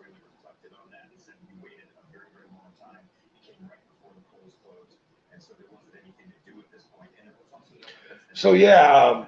Oh, and then just to tell you how wonderful life can be sometimes, I go outside to the garage today to look at my year-and-a-half old brand new motorcycle that's got 5,000 miles on it, and it's leaking oil like a sieve. So I go on the forums and find out, oh yeah, they don't use a gasket on their side cover on the motor anymore. They just put this little thin layer of this goo. And evidently, it's not holding up very well. Like all these bikes with 5,000 or 6,000, 7,000 kilometers start leaking oil. Of course, mine's out of warranty. And I called the shop, oh yeah, your warranty will expired last February. Did you buy that extended warranty? We really recommend that, Fuck you, So.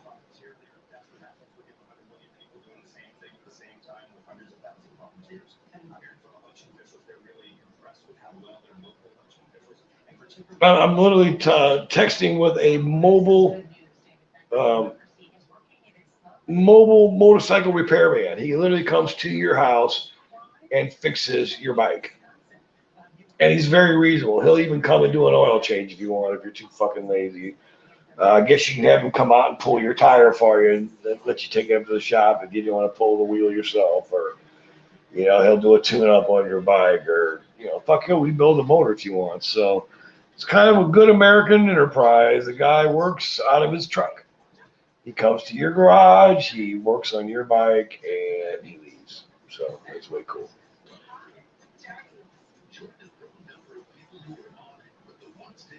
So hopefully this guy can get out, My local shop is now charging $175 an hour for a mechanic, for a motorcycle.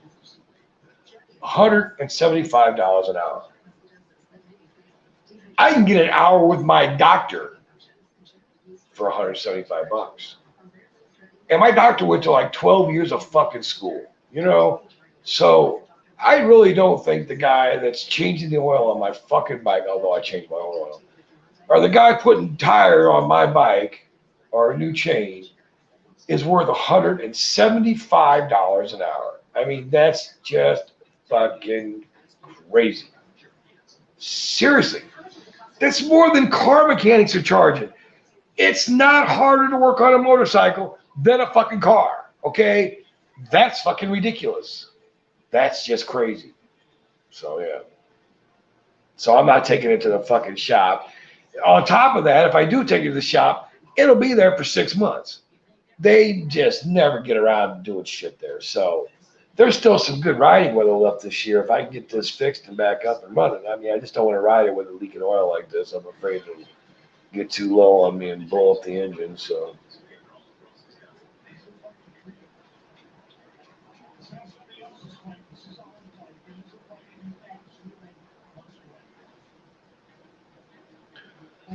So yeah, that's So yeah, that's If I paid $10,000 cash for this brand new motorcycle February of last year, and like I said, it's only got 5 or 6 thousand miles on it, and it's fucking leaking oil. Now I could probably fix it myself. There's probably a billion videos out there on how to do it on YouTube. But man, I could just see me getting that motherfucker apart and not being able to get it back together again. And you got to put this gasket material on just right. It's got to be put on just the right amount, and it's kind of runny. I'm like, oh, fuck that shit. I ain't doing it. Wish they would have put a real gasket in there. No, there's no more voting in Missouri. Missouri voting's over with today, dude. It's done. Yeah, we're done. Missouri voting closed tonight at 7 o'clock. There was people that voted early yesterday and the day before, but no, yeah, it's done. What is cast is cast. Amendment 3 is going to pass. Don't worry, you don't have to worry about it. There was nothing else on the ballot worth voting on.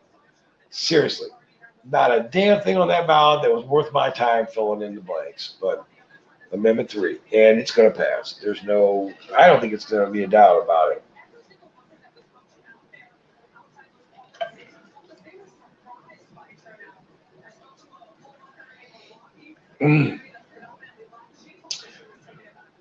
It can't be going on there still, dude.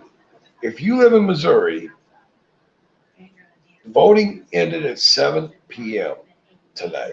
It's done. It's been over for an hour and 15 minutes now. Oh, I was getting sick. I don't even watch regular TV anymore because I tried to watch it the other day, and it was literally 19 minutes of political commercials in a 1 hour show. I was like, are you fucking serious? Did they buy every fucking minute of time available in this fucking market? I mean, it was just, it was ridiculous.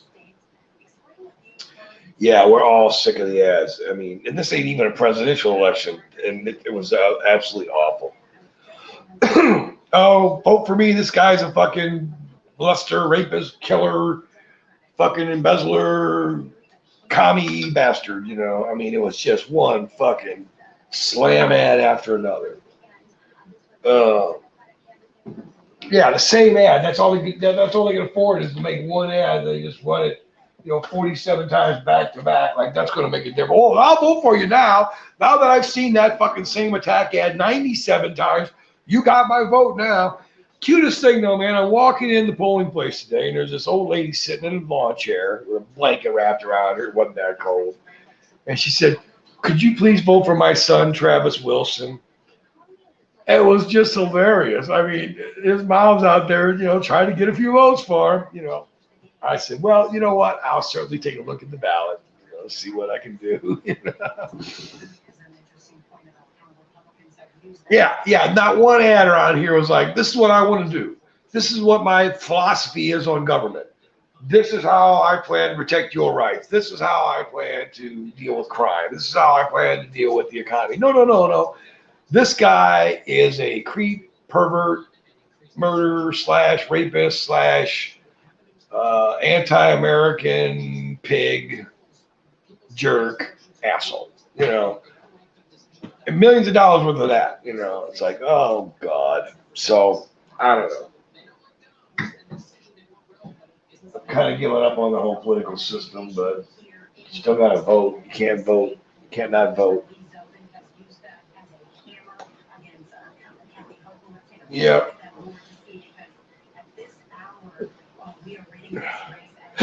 Oh God. So yep, that's why I thought I would do a live tonight, guys. Not that I have a whole lot of exciting shit to say about anything, although I've glad to see Harley on here and Fazoli on here tonight so I can talk to them about these fire strains I'm growing of theirs because that's one thing cool about getting these strains from friends instead of like buying them from like, Pacific Seed Bank or whatever. I can literally text these guys and say, hey man, what's the flower time on this thing? Hey man, what does this look like to you? It's really fucking cool to have that. SOS the same way, man. I've got a couple of his strains growing. I can just text him and say, hey man, what's going on with this thing? Or, what's the flower time on this auto, whatever.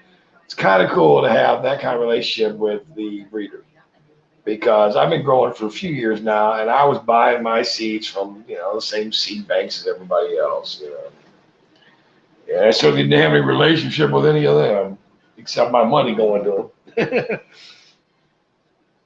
My first seed bank was, anybody want to take a guess what my first seed bank was? It's probably the same first seed bank as everybody else. But let's see, everybody guess what my first seed bank was that I bought my seeds from when I first started growing. Throw out your guess what I bought my first seeds from. I'm curious to see if anybody gets it.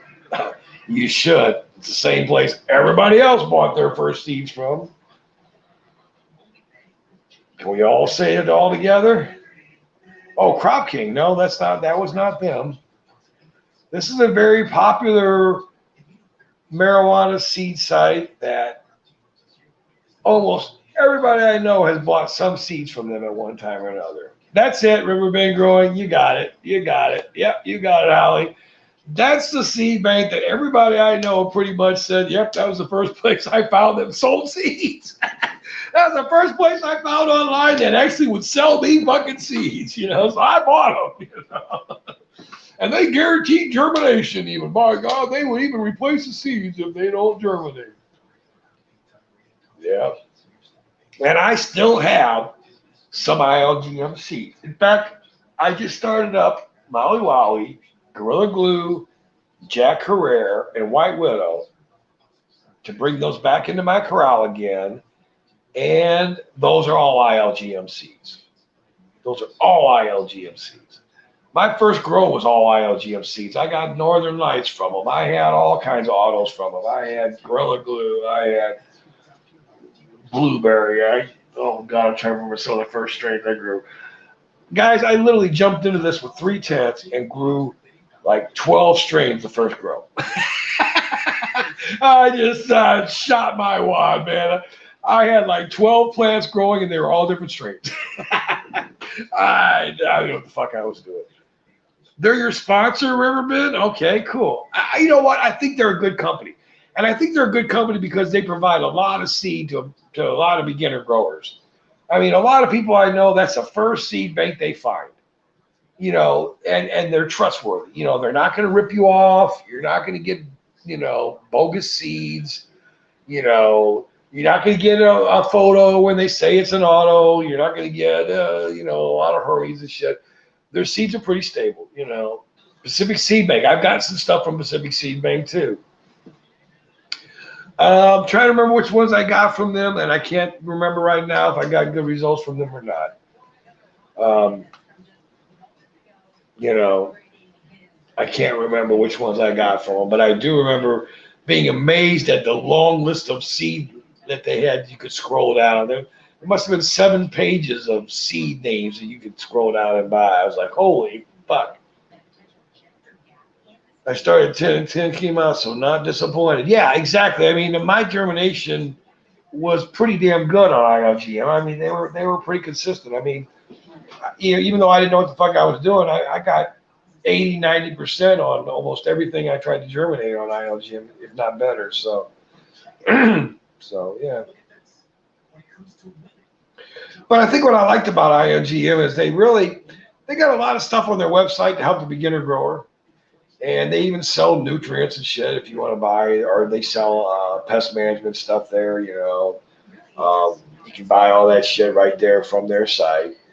And they'll give you grow advice and shit even. I mean, you can, I think you can text them still and, send pictures and that, and they'll help you. But so, I think the guy that started, it's an old Amsterdam grower, and, used to own a bunch of I think as I read that he owned a bunch of seed bank. I owned a seed bank or something in Amsterdam originally. I could be wrong.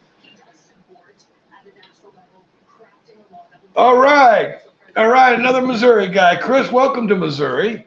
Right now we're watching Missouri legalize recreational marijuana. I have my medical license to grow here in Missouri, Chris. And if you have any questions about getting your medical, I can refer you to a great doctor that will do it all online for you, do all the paperwork for you. So if you need anything, company's called Green Cert.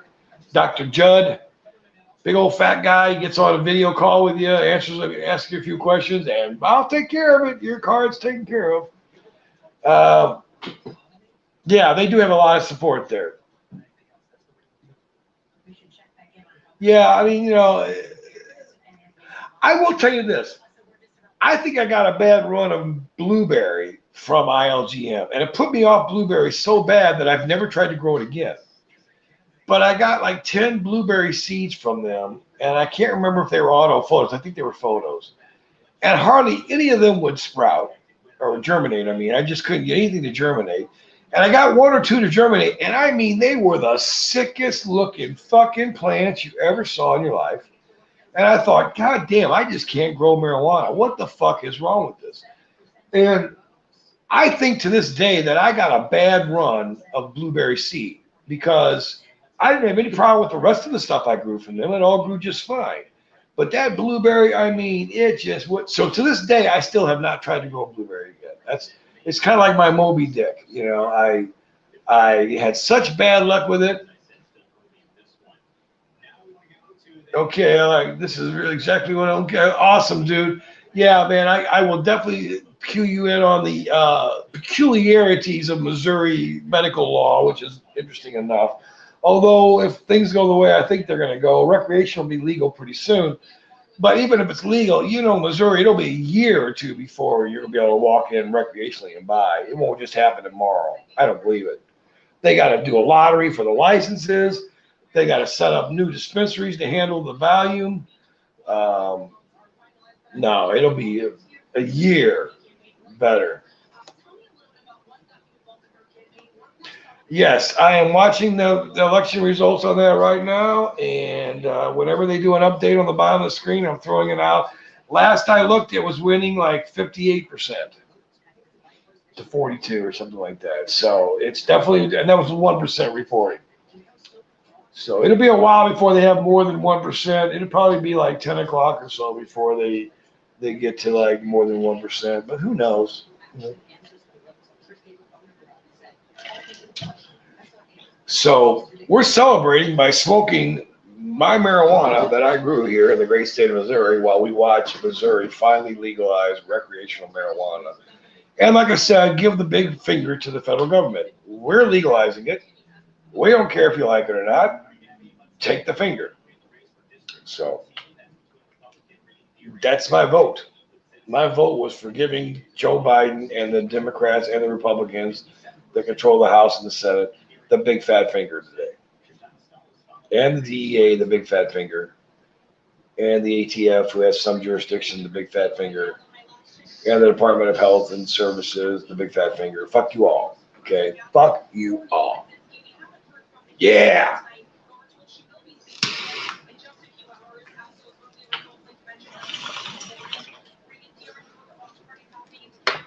Yeah, I used the torch on that bowl. That was a little bit too much.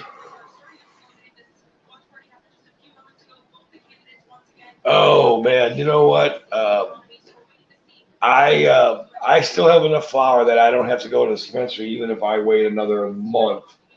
But I don't know about a month. That would be kind of a little tight. But I did go to the dispensary today and got some, like I said, some batter and some diamonds and some. I got a cartridge too. As in the calendar, once they call it, you can have it, even though it may take time to celebrate. It's legal since it's voted right.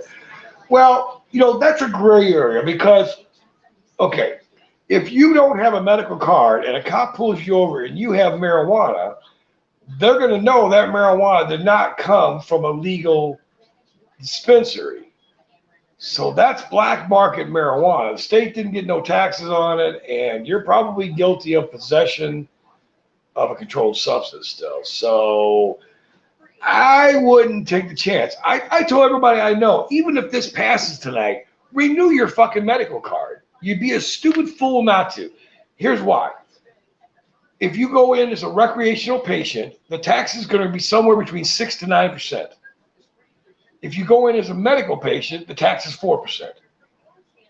That's worth getting your card renewed right there. You'll save most of it in taxes if you buy a lot at the dispensary. The second thing is, it's going to be a while before you're going to have legal recreational marijuana in Missouri, even if it passes tonight. So you got that time period between now and then that you get pulled over and you got weed and you don't have a medical card, you could get fucked up in this state. Now, the local prosecutors are saying they will not prosecute marijuana under a pound or two, and they're going to throw out any cases the cops bring. But you know what? In the meantime, you're going to have to hire a lawyer. You're going to be taken in downtown. You're going to be taken out in cuffs. You're going to be booked.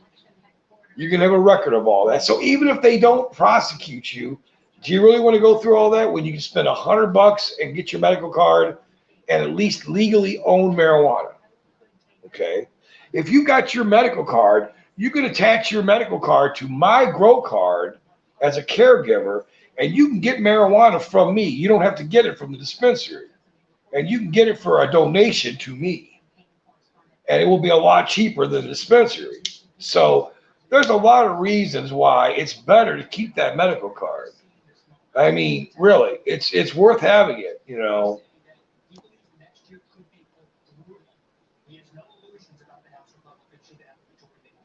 I mean, it's worth having the card. Okay, when they had the concealed carry permits came out in Missouri, I got mine. Now, I was carrying illegally before that. So once I had the opportunity to have a card in my wallet that meant that when I got pulled over, I wasn't going to go to jail, I got it. Whenever the government gives you a chance to buy your rights back, which is what we're doing here, which kind of sucks the big ass here, but whenever the government gives you the chance to buy a right back, a freedom back, a choice back, you take it. It's the only incentive for them to do it. They're not going to do it if they can't make money on it. So if you're going to be one of these assholes that says, you know what, I'm not in favor of legalizing marijuana because the government's going to make money on it, well, then that's fine. Then you're just not going to ever have legal marijuana. Then, you know, get over yourself. But the bottom line is, even if there's a recreational place down the street next month, which there won't be, it's still cheaper for me to go into that place with my medical card. I'll save on taxes. It also means that if my instincts are right, they're going to limit recreational growers to probably 4 plants. Okay, 4 plants.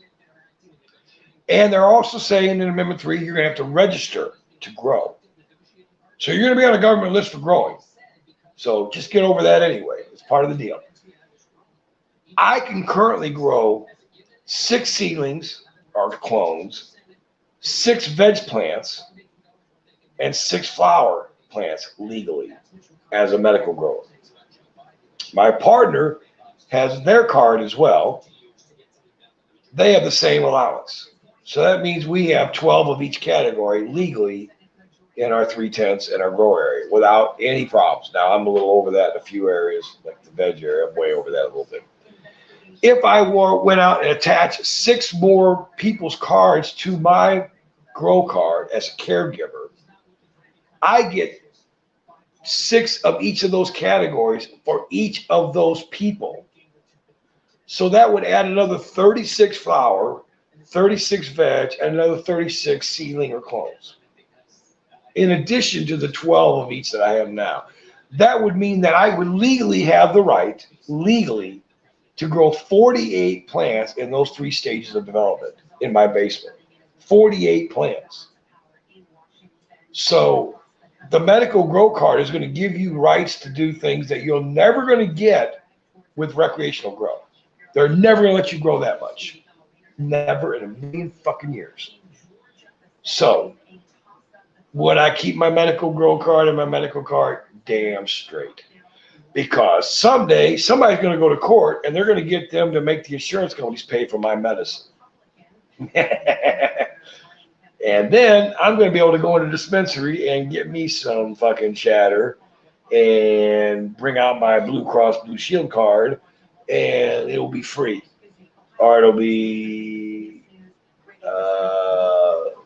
$5 copay or something.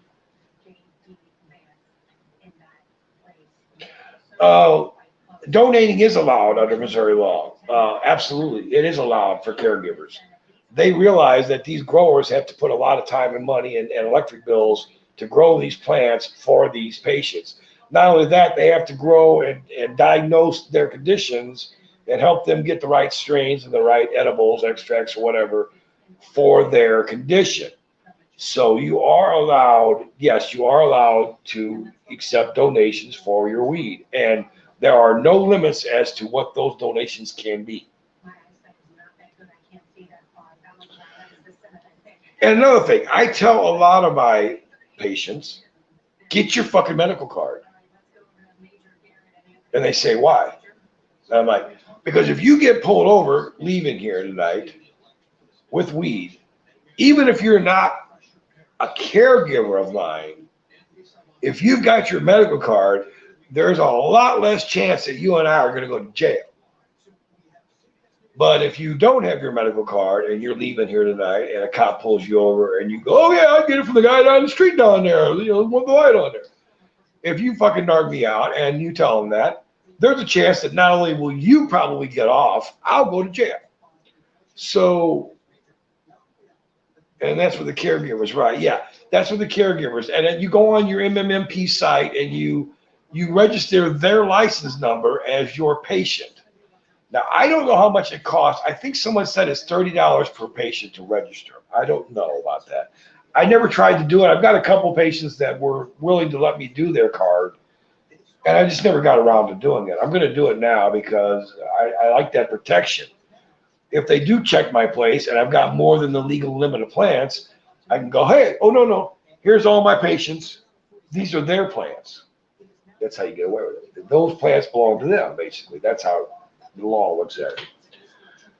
So I'm not preaching here, but it cost me $260, including the doctor, to renew my medical grow and my medical patient card.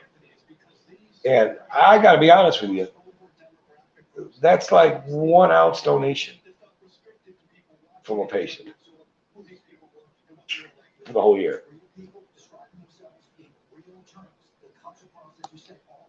So that's a story on that. And interestingly enough, there's a little loophole in Missouri law that I found very interesting. If you have your caregiver license as a marijuana cultivator, you're also allowed to give massage without a license. That was a little bonus that I didn't know they were going to throw in there. Yeah, your caregiver license extends to giving unlicensed massage. So they don't give a fuck if you know what you're doing or not. So that was interesting how they lumped those two together. I never heard that one before. That's very different. Again, this is Missouri, folks. If you don't live here, you haven't lived here all your life like I have, you have no idea how crazy the fucking laws are and the rules are in this state. I mean, they're just beyond belief. Some of them are just, let's just say we do things a little different in Missouri. We just don't approach the problem the same way as everybody else does. So it makes things very interesting. Like this Amendment 3, it was so vaguely written. Okay, it says cultivation will be allowed with registration. What does that fucking mean? Okay, how many plants can I grow? Can I grow them outside? Can I grow them inside? What is registration? Is there going to be a fee to register? Do I have to register every plant, or do I just get a registration once a year for my ability to grow my 4 plants? I mean, there was nothing in there. It was so vague. And it talked about the tax being used for public programs. Really? What public programs? Yeah, I think you could be a little fucking more specific because they passed the medical law in Missouri by saying it was going to go to the veterans. That's how one of the things they used to get it through. And I'm cool with that. Give the money to the veterans. That's fine. I'd rather give them that than give it to some fucking, government bureaucrat somewhere. But they didn't do that on Amendment 3. They just said it's going to be used for public programs. Well, of course it is. It's a fucking tax. Every fucking tax is used for a public program. What the fuck difference does that make? That could be anything. That could be using it for roads. It could be using it for fucking governor's pension. Who the fuck knows what that means? So I was kind of disappointed in that. They really did need to be more specific on some of the details about this. It's kind of like they passed this framework and then they get to fill in the blanks after it's done what they want it to be. And since the state's run by a bunch of Republicans, no offense to Republicans, I vote both ways depending on the issue in the party. Doesn't matter. The Republicans will be assholes about it. They'll put all kinds of fucking restrictions on it. They'll try to make it fucking impossible. You won't be able to grow if you live within 1,000 feet of a school or a daycare or a church, which is every fucking place in town. There is not a place in St. Charles that you don't live within 1,000 feet, probably, of a school, a church, or a daycare. I mean, a daycare could be some broad that lives next door that has 5 kids in her house. All of a sudden, I couldn't grow there because she's got 5 kids in her house. So, yeah, they can do all kinds of shit like that. And that's why I'm really, really concerned about what they're going to do. There was like 3 amendments on the ballot, and one of them was about the state investing their money in some kind of guaranteed investment that's going to make them an extra $2 million a year. And I wanted to write on the ballot, could you tell me what that investment is, please? I've never heard of a guaranteed investment. I'd like to know what that is. So that was Amendment 1. And there was one on there, I've told you guys about this one earlier, that makes the Missouri National Guard independent from the Department of Health and Services. I like it because it says in there, makes it easier for them to protect the rights of the Missouri citizens. It's inferred against the federal government. They didn't say it, but it's inferred that it's against the federal government. So in other words, makes it harder for the federal government to nationalize the National Guard, because to nationalize the National Guard now, all they got to do is go to the governor and say, hey, you know what? We want your National Guard. Okay, you can have them. In fact, they really can't say no. If the National Guard is an independent entity, which this will be now, and I think it will pass, they can tell the federal government, no, we will not be nationalized. Well, we won't be federalized. You cannot control us. Even if the governor says yes, we don't agree.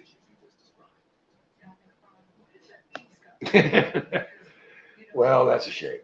But yeah, so that's the way that's going to go. So,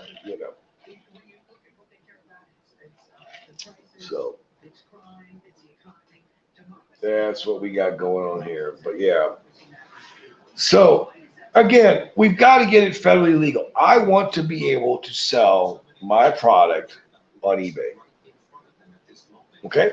That's all. I don't want to have to be able to tell you the terpene breakdown by percentage. I don't want to have to tell you the fucking THC CBD percentages. And I don't really want to have to tell you percentages of insecticides in that because I don't use any. So there's 0. How's that? 0. I just want to be able to sell it like you sell produce, like a farmer's market. Why can't I set up a farmer's market and sell my produce? That's what I want to do. I want to be able to do that. How about just set up a table right at the farmer's market? They're selling bananas next to you, tomatoes on the other side, and you got a table with cannabis. I got a feeling your table is going to be the most popular one at that goddamn farmer's market. What do you want to bet? I'm just betting.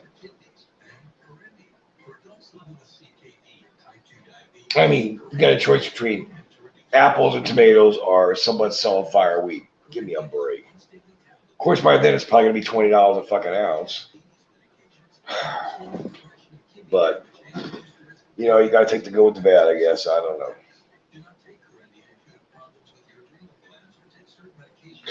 Okay, I got another subject I want to talk about. I want to talk about consumption laws. lounges. You guys heard about these? Okay, the concept is a place where you can go consume cannabis in a public setting. Okay, so let's start the discussion there. Now, there's two different types I've seen coming out in several states in the United States. One is you bring your own cannabis. You literally bring your own weed. I don't know if you bring your own bong or if they got bongs there or, you roll, I don't know. But anyway, it kind of reminds me of the old private clubs you had to have in Oklahoma to go drinking. You had to bring your own bottle in the bar and you paid for the setups all night. The other kind actually will be connected to a dispensary, probably, and will actually sell you cannabis to consume on site. And this will also include some cannabis tour buses, which are kind of fun. You drive around town getting fucked up. Okay, I guess that's kind of fun. So, what's your thoughts on this, guys? What do you think about the concept?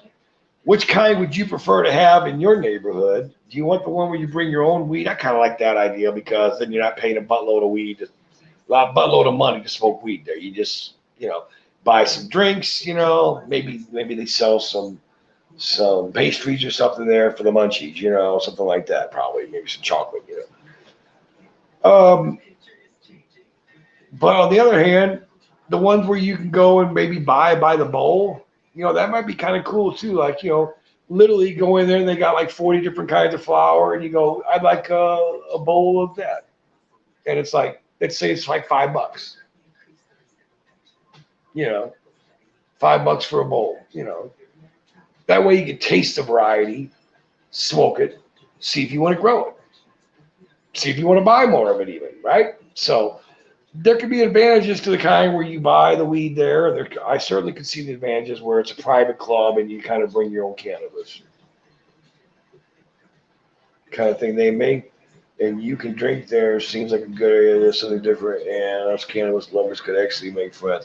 Yeah, I mean, I'm really hoping that this is going to happen.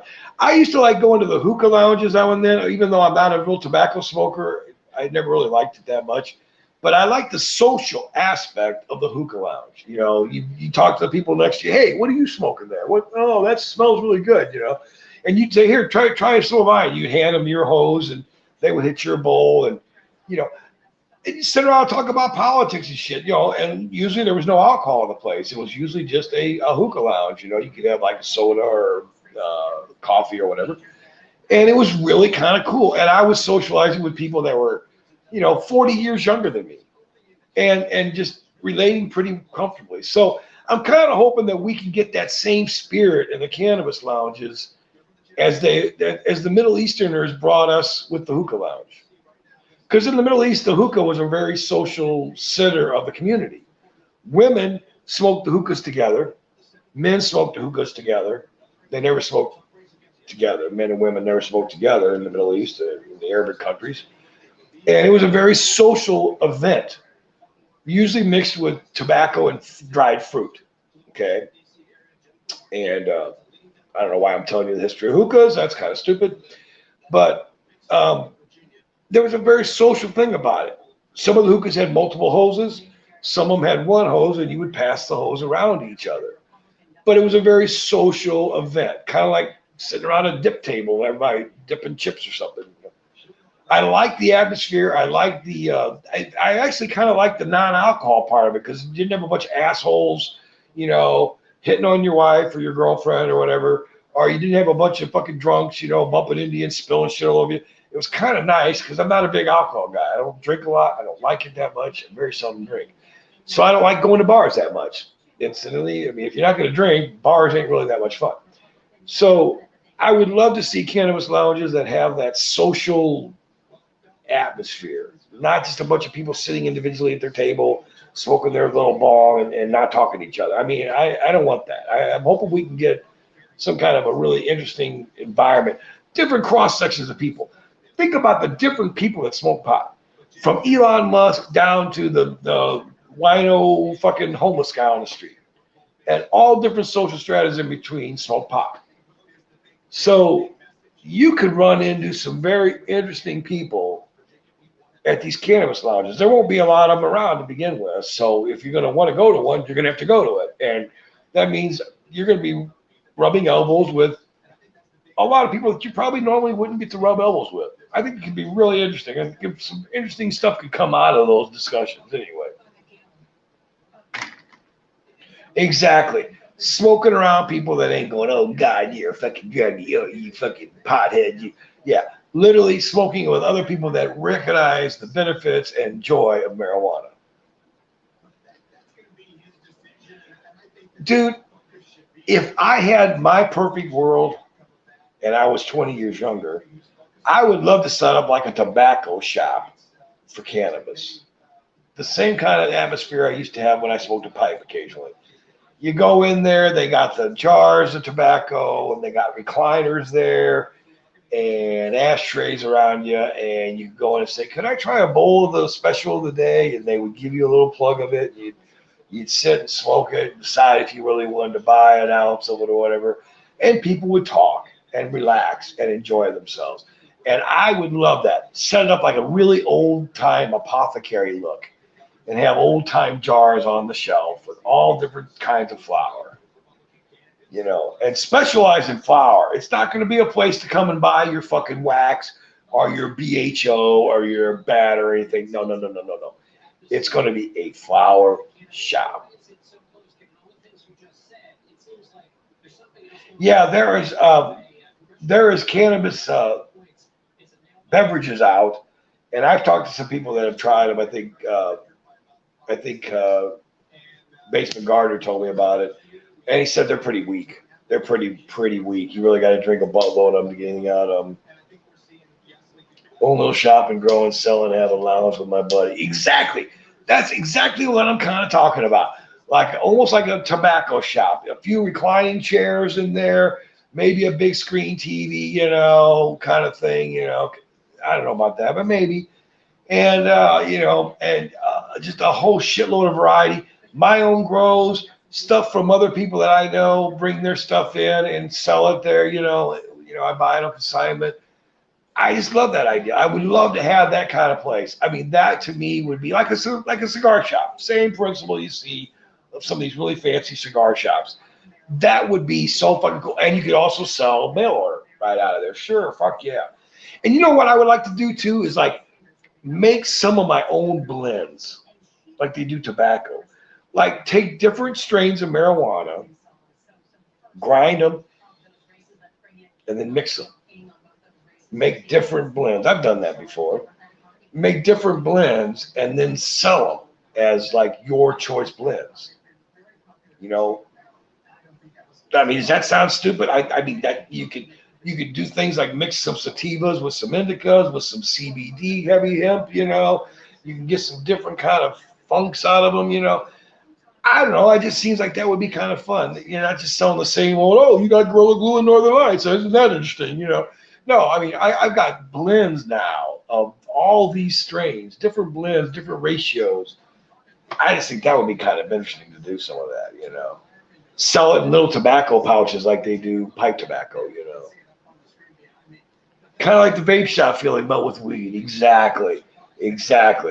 But you really want to give them, you want it to be that down home, old school, I don't know, hippie flower kind of fucking atmosphere, because there's a lot of people at my age that are like, I'll be honest with you, man. We look around at these kids and all I smoke is fucking, all I smoke is wax, man.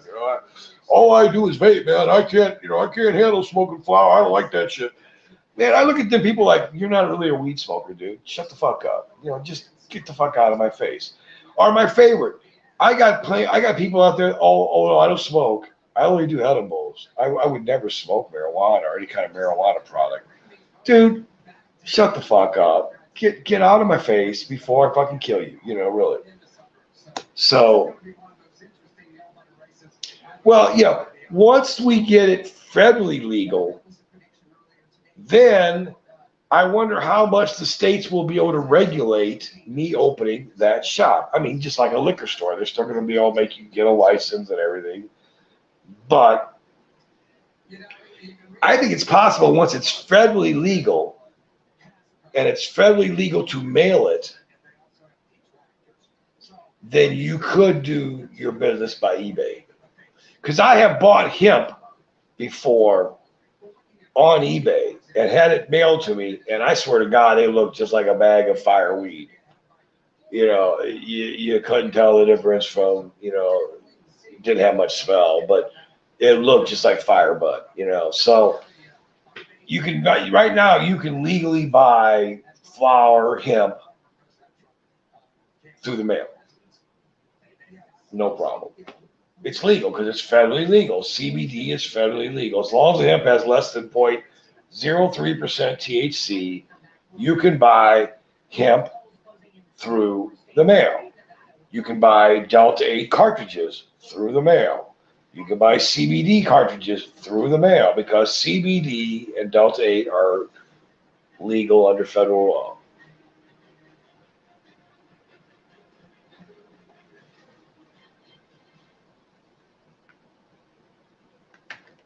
Oh yeah, dude. I mean, I would so love to do that, man. And I even thought about, okay, you can do so much with cannabis. Okay, how about a bed and breakfast that caters to cannabis consumers? I mean, there's bongs on the table, so you can smoke with your meal. You know, uh, they have weed available. You go to bed at night and there's a bud sitting on your pillow.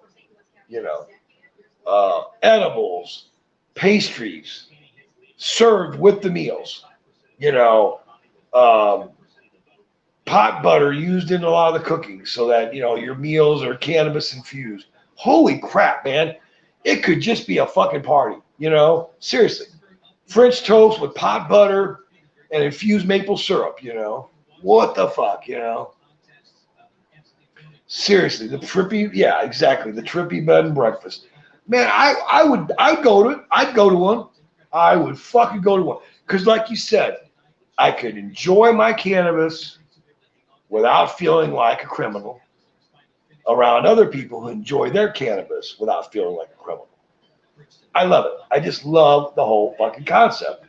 So yeah, a cannabis bed and breakfast, fucking awesome idea. Seriously, be growing the weed right there on site. The guests can come and see your garden, see where their actual cannabis that they're consuming is coming from. I just love the whole idea. I mean, I think that would be fucking awesome. Have a greenhouse in the back full of weed, Fucking A. I think it would sell. I think you could get a premium per night too. I think if a normal bed and breakfast is 150 a night around here, I think you could charge 200. I don't think anybody would bat an eye at it. I just don't. Because of the novelty of it, It's something new. It's something you couldn't do before. Now you can.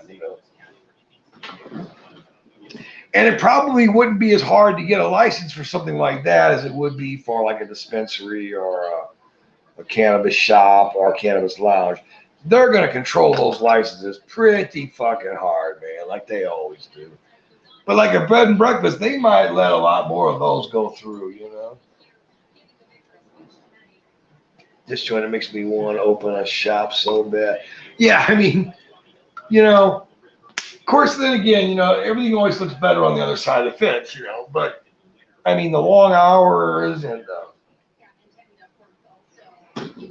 there's always a lot of risk, man. I mean, competition can wipe you out. You can go bankrupt. I mean, it's like starting any business, man. There's all kinds of risks involved in it. But what I think is really promising is all the surveys show that old people are starting to take up cannabis. I mean, they are like the fastest growing segment of the cannabis community is old people. Some of these people have never smoked marijuana or ate an edible in their entire lives, and they're like 75 years old, and they're like, I'm in fucking pain. I feel like shit. I have no appetite. I can't sleep. I'm going to try this shit. And they fucking love it. They fucking love it. And then I teach them how to smoke a bong so that it doesn't burn their throat. And they buy a bong. And you have a happy person. and they're comfortable and they're enjoying their life better, But yeah, old folks are taking it up. That's why I knew it was going to pass tonight, because when the old folks stop voting no, it's finally going to pass. And the old folks are doing the weed. Yeah, it's all the hippies coming. Exactly. Okay, put it this way. I was born in 1962. I'm the end of the baby boomers. Okay, I'm the end of the baby boomers, which was the biggest bubble in population growth in United States history. And I'm 60 years old. So I'm the youngest baby boomer in the country is already 60 years old. So, yeah, they finally got old enough to vote yes. Exactly what happened. We finally kept going, you old fucks are going to die, and we're going to be old fucks someday, and we're going to vote this shit in. And enough old fucks died that were against it, and enough of us got old enough to vote it in. So, yep. And I got to give credit to the Missouri chapter of NORML. And there's a couple other chapters in Missouri that are not associated with NORML, but were part of the legalization drive. They did a masterful job getting medical on the ballot and getting it through. The state tried everything to stop them. Oh, you missed a period here. Sorry, you can't make it on the ballot this year. Oh, the way you worded this is a little confusing. We're not going to put it. I mean, they tried everything, but these guys kept working until they got the signatures and they got it on the ballot. And they did a good job. They did a really good job.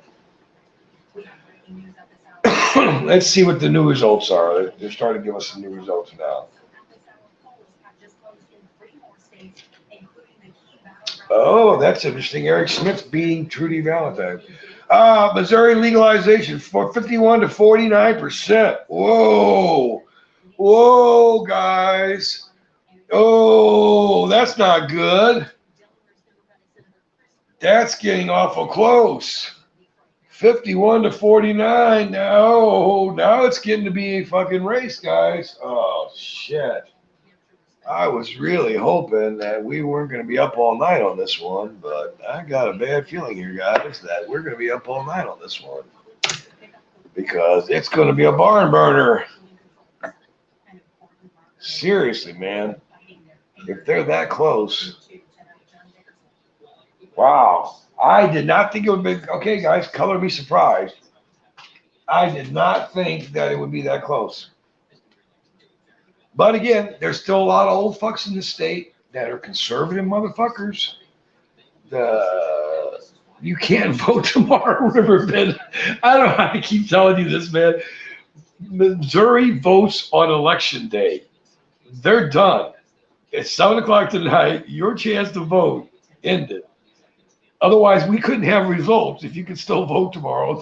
This would all be meaningless. No, dude, you're done. You missed the boat today. Okay, the boat came by, went ooh, and you were on the dock getting high, and you missed the boat. I know, man. I understand. I have blown off a few elections in my time. Believe me, I have forgotten to vote a few times, but this one I made sure I was registered and ready to go, because for me personally, it's staying medically legal only would be an advantage. My caregiver position would allow me to make more money than if it's recreationally legal.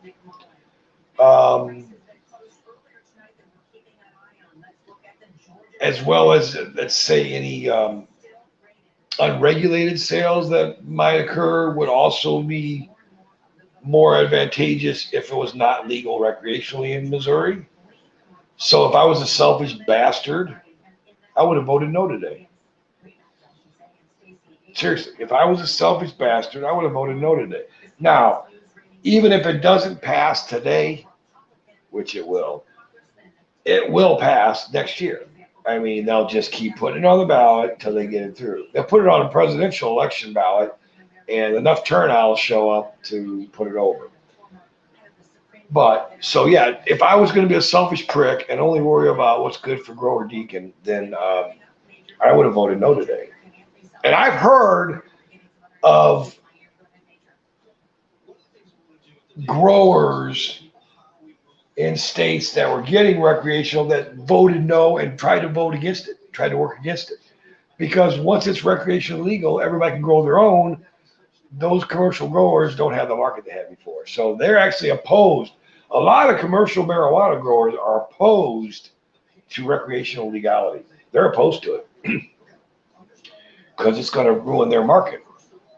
If every jackass on the block can grow 4 plants in his backyard or in his basement, then why the fuck are they going to go spend, massive amounts of money at the dispensary? So, yeah, I have talked to growers myself who have been opposed to legalization. And I'm kind of like, man, that just sounds hypocritical to me. I'm in favor of it being legal for me as long as I pay for the license. I'm in favor of getting the advantages of it being legal for me, but I'm not in favor of you having it legally. I can't live with that kind of hypocrisy myself personally. That doesn't work for me. So I voted yes, of course. Obviously. We vote yes. Look, it's a no-brainer. If marijuana is on the ballot, I'm voting yes. I mean, if they want to make it the country's national plant, I'll vote for it. If they want to make it the state plant of Missouri, I'm up for it, man. If they want to make the American flag out of hemp, I'll vote for it. I'm pretty much a one issue voter on that stuff. If it's got marijuana in it, I'm in favor of it.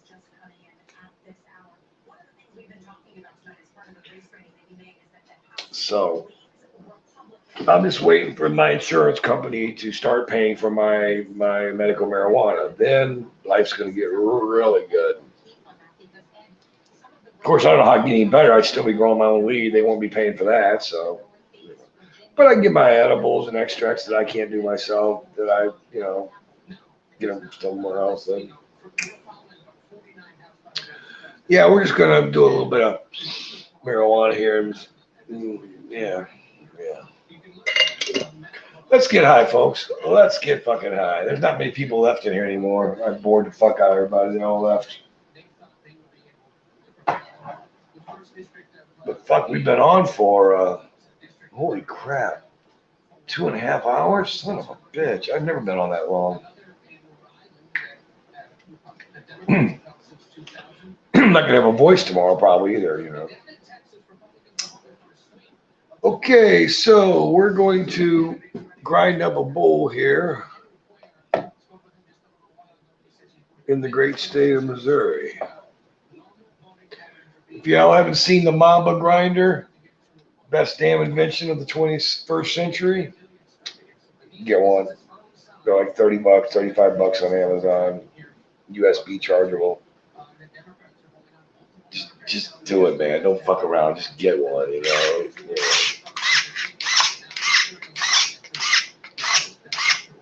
It'll tear through the stickiest fucking weed you got, man, and we'll grind it up and just drop it right in the bowl for you, just like that. That's the Mamba grinder, baby, and I'm not sponsored by them. I wish I was, but I bought 4 of them already. Giving them away as gifts and everything else, man. They're great. Make a great gift. Great gift. Especially if you got someone, who's got like arthritis in their hands, or have problems with grip. Man, those grinders are a bitch. You ever try to grind some real sticky fucking weed? It's like trying to turn the fucking lock. You just can't get the move. Yeah, this takes care of that. The Mamba grinder. Oh my God, I can't believe it's that close. I really can't. I just thought it would be a blowout on this. Yes, on marijuana. All right, Fazoli, line up with me, man. You know what? I think I'm going to put some hash on this bowl. Now, I've got some choices of hash. I've got a mixed hash. Then I've got some knockout punch hash. I've got some canatonic hash. I've got some Amazon rose hash. And I've got some holy smoke hash.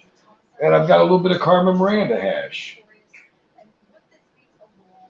So sometimes it's real hard to come up with the hash to go with it. Now, sometimes I'll pair a matching hash. Like I just ground up holy smoke weed, so I'll pair it with holy smoke hash. That way you just kind of get more intense feeling of the holy smoke strain.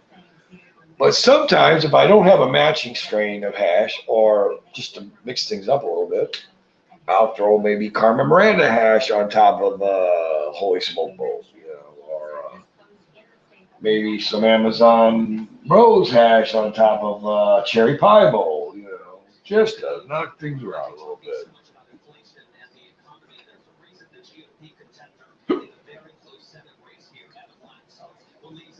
Yeah, I like to just take a big old fucking scoop of keef hash and just drop it right on top of the bowl and let it melt down into the bowl as you smoke it. That's just the best way to smoke keef hash that I know, anyway. Cheers, guys. This is Holy Smoke, I believe. Yeah, I think so. And it's Holy Smoke hash on top. Cheers.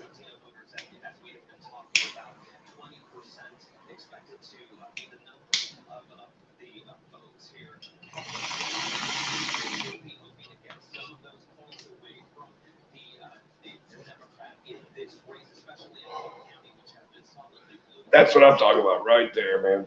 That hash shit on top of that weed, boy. It's just like a fucking punch in the gut as it goes in. Mm-hmm. Yep. That's good. That's real fucking good. Mm.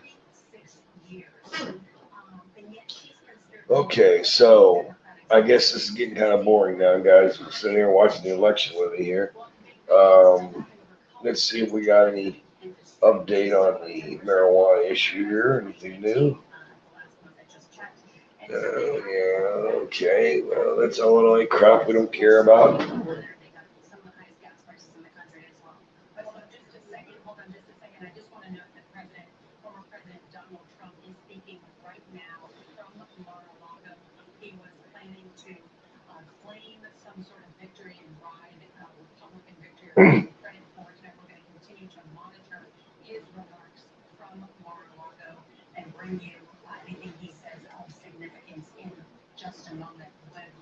So yeah, I guess we're getting kind of bored now, guys. Let's see what else is going on. Different channels, see what they got going here.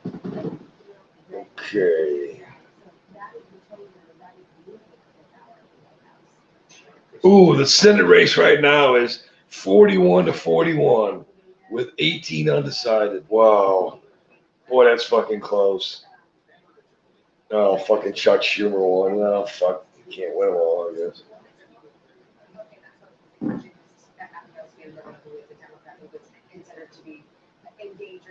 Okay, so let's see what else we got here. Let's go to channel 2, Fox. Let's see what we got going here. Okay, this is the local races. This more give me more information here anyway.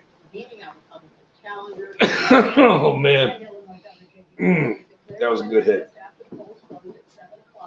He is celebrating tonight in Chicago, saying that this is a victory for women's abortion rights. And to all of you. Okay, well. To anyone who thinks that they can come into this state and try to force some right-wing MAGA war on a woman's body. All right, well, guys, I tell you what, I think I'm probably boring everybody else to death here. I think it's going to pass Riverbend. I really do, man. But it's going to be close, like everything in Missouri is always. We're the show me state. We're very controversial. We never really agree on anything.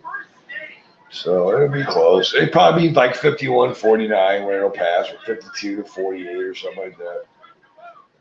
But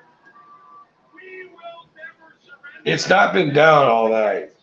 It's not been down once all night. It's been up 51 or 52% all night. It hasn't been down once all night. So it's holding steady.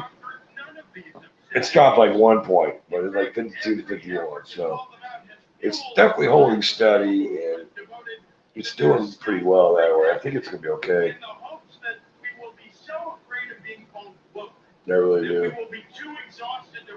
Oh God, J.B. Pritzker. Oh my God, what a piece of crap that is. Also in Illinois, we have new numbers in the House race for District 13. Nikki Budzinski with 53% of the vote. Reagan Gary, 47%. There's been a lot of money spent by both camps. This is that newly drawn. Yeah, shouldn't even be close. It should not be close, man. I mean, this day and age, you know, we've gotten past the reefer madness bullshit. Most people don't believe that anymore. The Associated Press is calling this race for Republican Eric Smith over Trudy Bush. Whoa, that's a big upset. Eric Smith beat Trudy Bush Valentine. And she said she wanted to fight for the middle class. She wanted to fight for farmers. Yeah, Trudy Bush Valentine, part of the Bush family that makes beer, Bush family. She got in the race to fight for the middle class. Yeah, that's so fucking cute. Yeah, you don't know where the middle class is. The middle class is what works for you. Yeah.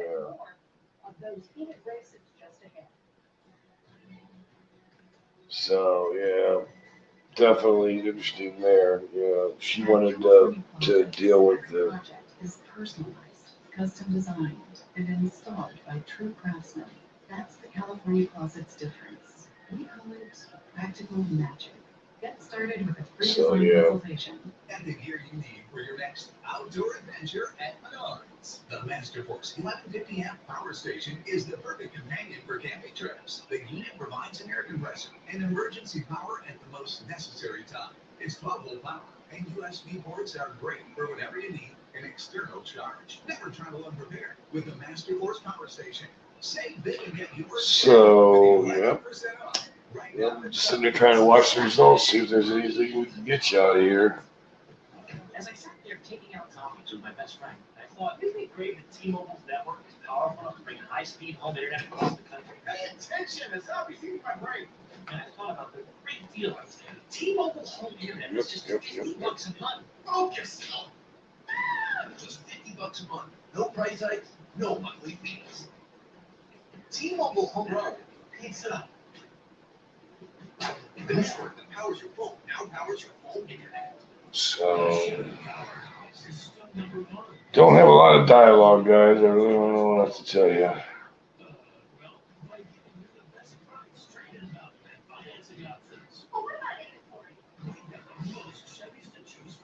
Okay, what else you got?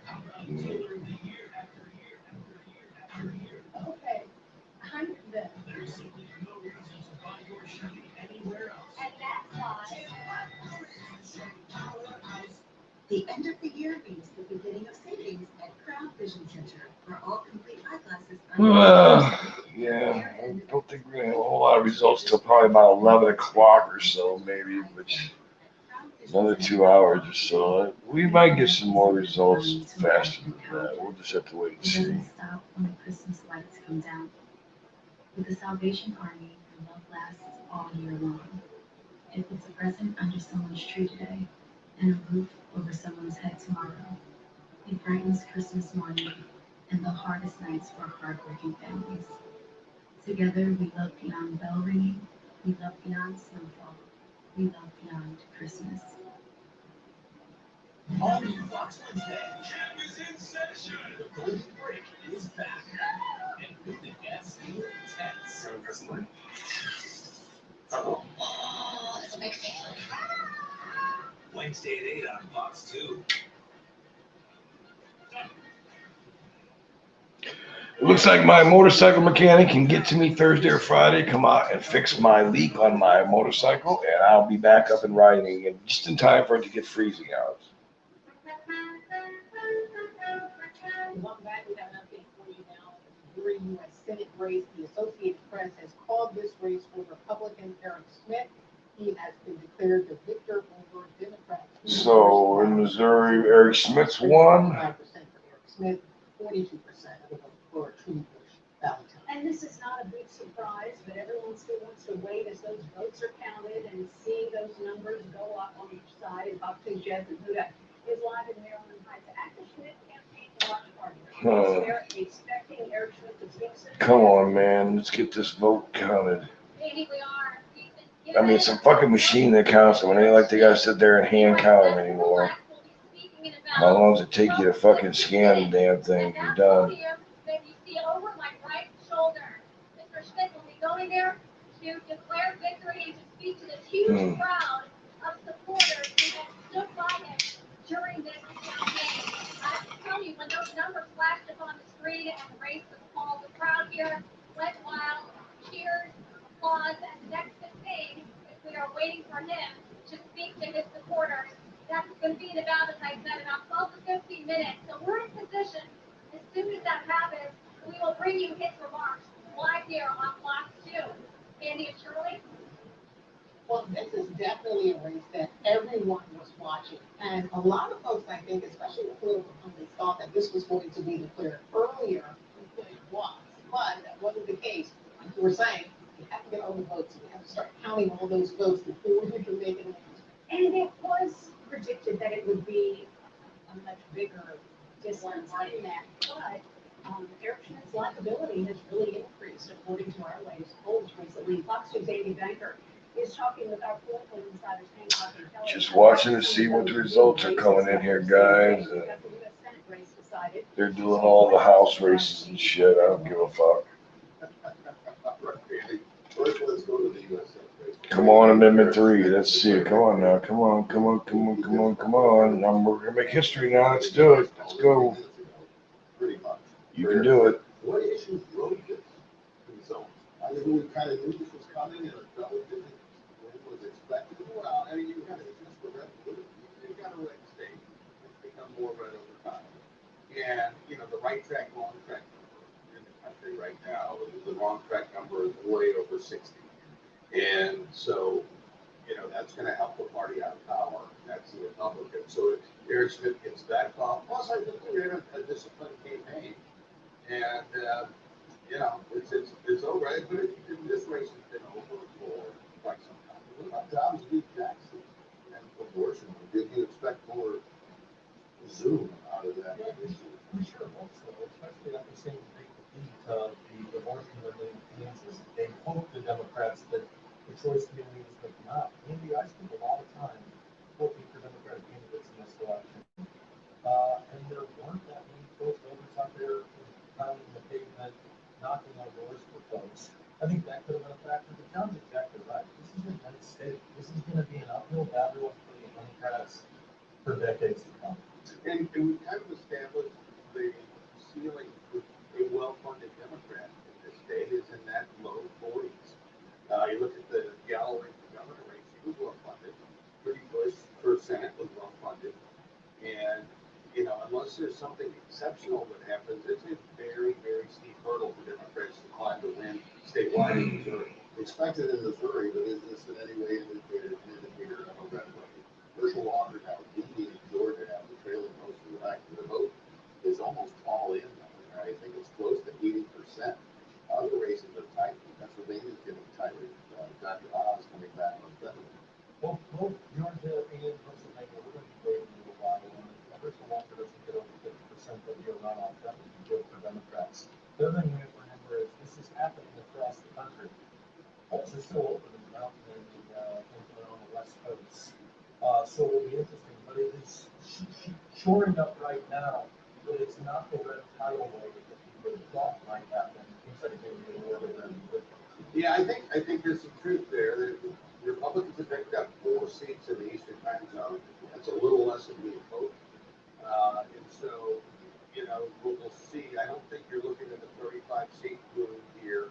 Probably more along the 20, 24 seat. It's still enough for a House majority for Republicans, but I don't think it's going to be the kind of outcome that some were hoping for. Andy and Shirley are 2 local. Okay, let's see. Oh, St. Louis license collector. Well, that's a big fucking race. Yeah, we got to follow that one. Yeah. Recorder deeds. Oh, that's a big fucking killer. Yeah. Oh, man, come on. We want the damn pot shit. Come on, let's get to it. Amendment 3. We'll be watching it. We'll get back to it. Let's go back to you guys. All right, Andy, thank you. We will show you the latest numbers in the St. Louis County executive race. Right on the same page, still with 52%. County assessor. Ooh. Telling us Zimmerman may be gone, huh? the Monavani campaign Fucker's been in there forever. of of the votes outstanding, and they've gone from being down to 18% to. So what else we got here? Yeah, county council school district. There you go. That sounds fun. Yeah. All right, let's take a look at some more numbers that are coming in. The Missouri Amendment 3 to legalize marijuana. All right, still winning 51 to 49% with 49% no. with 30% of the vote in. It's still winning 51 to 49%. So that's the latest update. Still 51-49 with 30% of the vote in. Right now, the no votes are leading 56% to 44%. That's cool. I mean, maybe how it passes 51-49, but that still passes. That's all it's got to do. Passing with 63% yes, 37% no, 28% of precincts are in on that one. And here's a look at Missouri Amendment 5. That is to create a national guard. Great. They're going to create the National Guard Department. It's winning 63% to 437%. That's going to pass. Cool.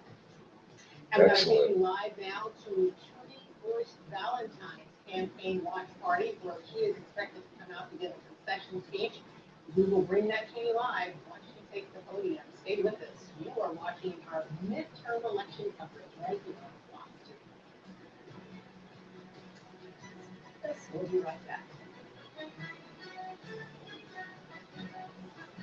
This weekend only at Ashley Fixers Black Friday Early Access Sale.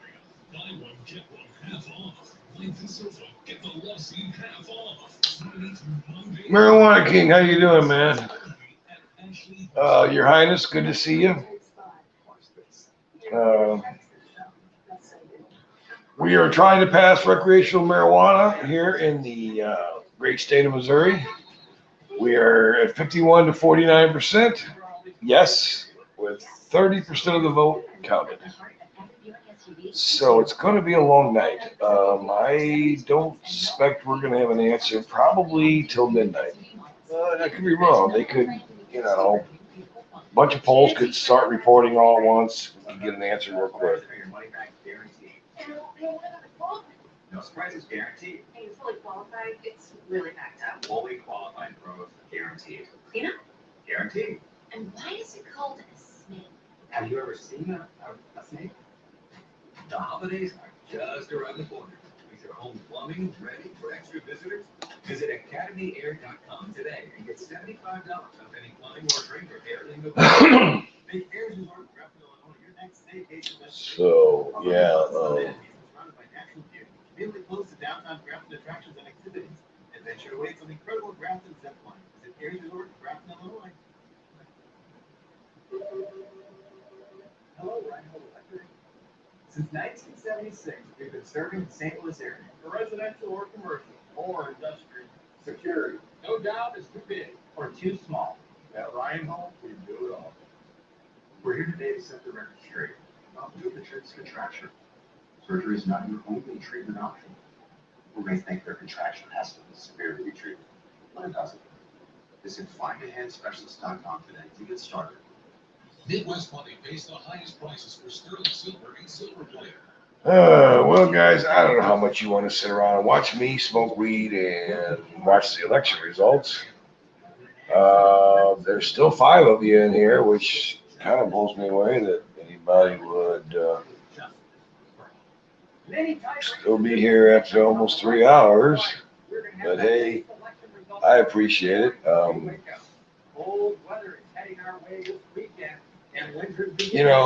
There's a lot of good fucking growers in this group that's right here, right now. Just the people that I'm seeing on the screen, man. I know you guys are all good growers, man. Fuck yeah.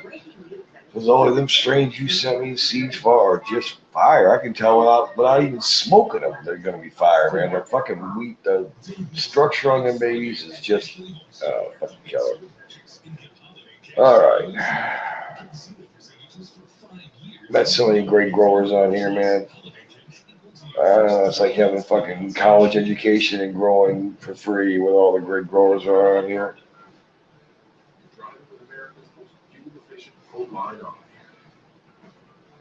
Yeah.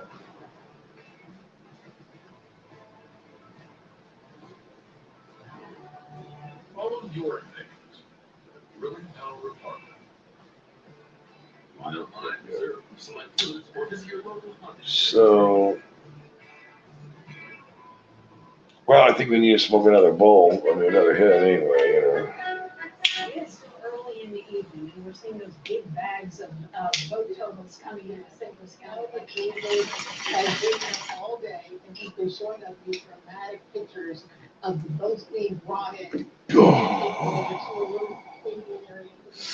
Yeah, that's good. Well, a lot of work is still going on, and the monitoring things every second. Well, guys, I tell you what, it's been 3 hours now, and all I can tell you is we're going to pass this tonight, guys. I believe it, but my voice is going out pretty quick here, and it's getting kind of late. There's some nice stuff in there. I'm running through like 75 right now. Yeah, I mean, dude, your strains are killer. I mean, you know, I can tell you know what you're doing, and your strains are stable. They're not freaky. They grow vigorously. They're not weak, anemic. I've had some strains from people that sent me shit, and you try to grow it, and you think, man, do I not know how to grow weed? Because they just don't fucking grow. And you try feeding them more, feeding them less, giving them this, giving them that, and they just fucking belch their way through life. And your seeds ain't like that, man. They fucking vigorous, just like Harley stuff, man. Vigorous shit. They grow like they want to grow bad, you know. It's like seriously, like their ass is on fire trying to get out of the fucking bucket. So I'm digging it, yeah. And I'm looking forward to having strains around here that nobody else has. You know, oh, you got Gorilla Glue, Northern Lights, and you got Cherry Pie, and you got you know. I mean, yeah, I got the same strains everybody, a lot of people got already. So, you know, I want some new stuff that nobody else has got. You know, that's great. That was not the case. It was just called within the last, 10 to 15 minutes that the players experienced the victory. So anyway, I think I'm gonna sign off now, guys. Remember, we're gonna legalize this tonight in the state of Missouri. And remember to keep taking your medicine. Cheers out, people. Have a good one. Right after he announced he was going to run, and this was going to be a big decision for his family. On the flip side, let's go to tribute Valentine and listen in as she makes her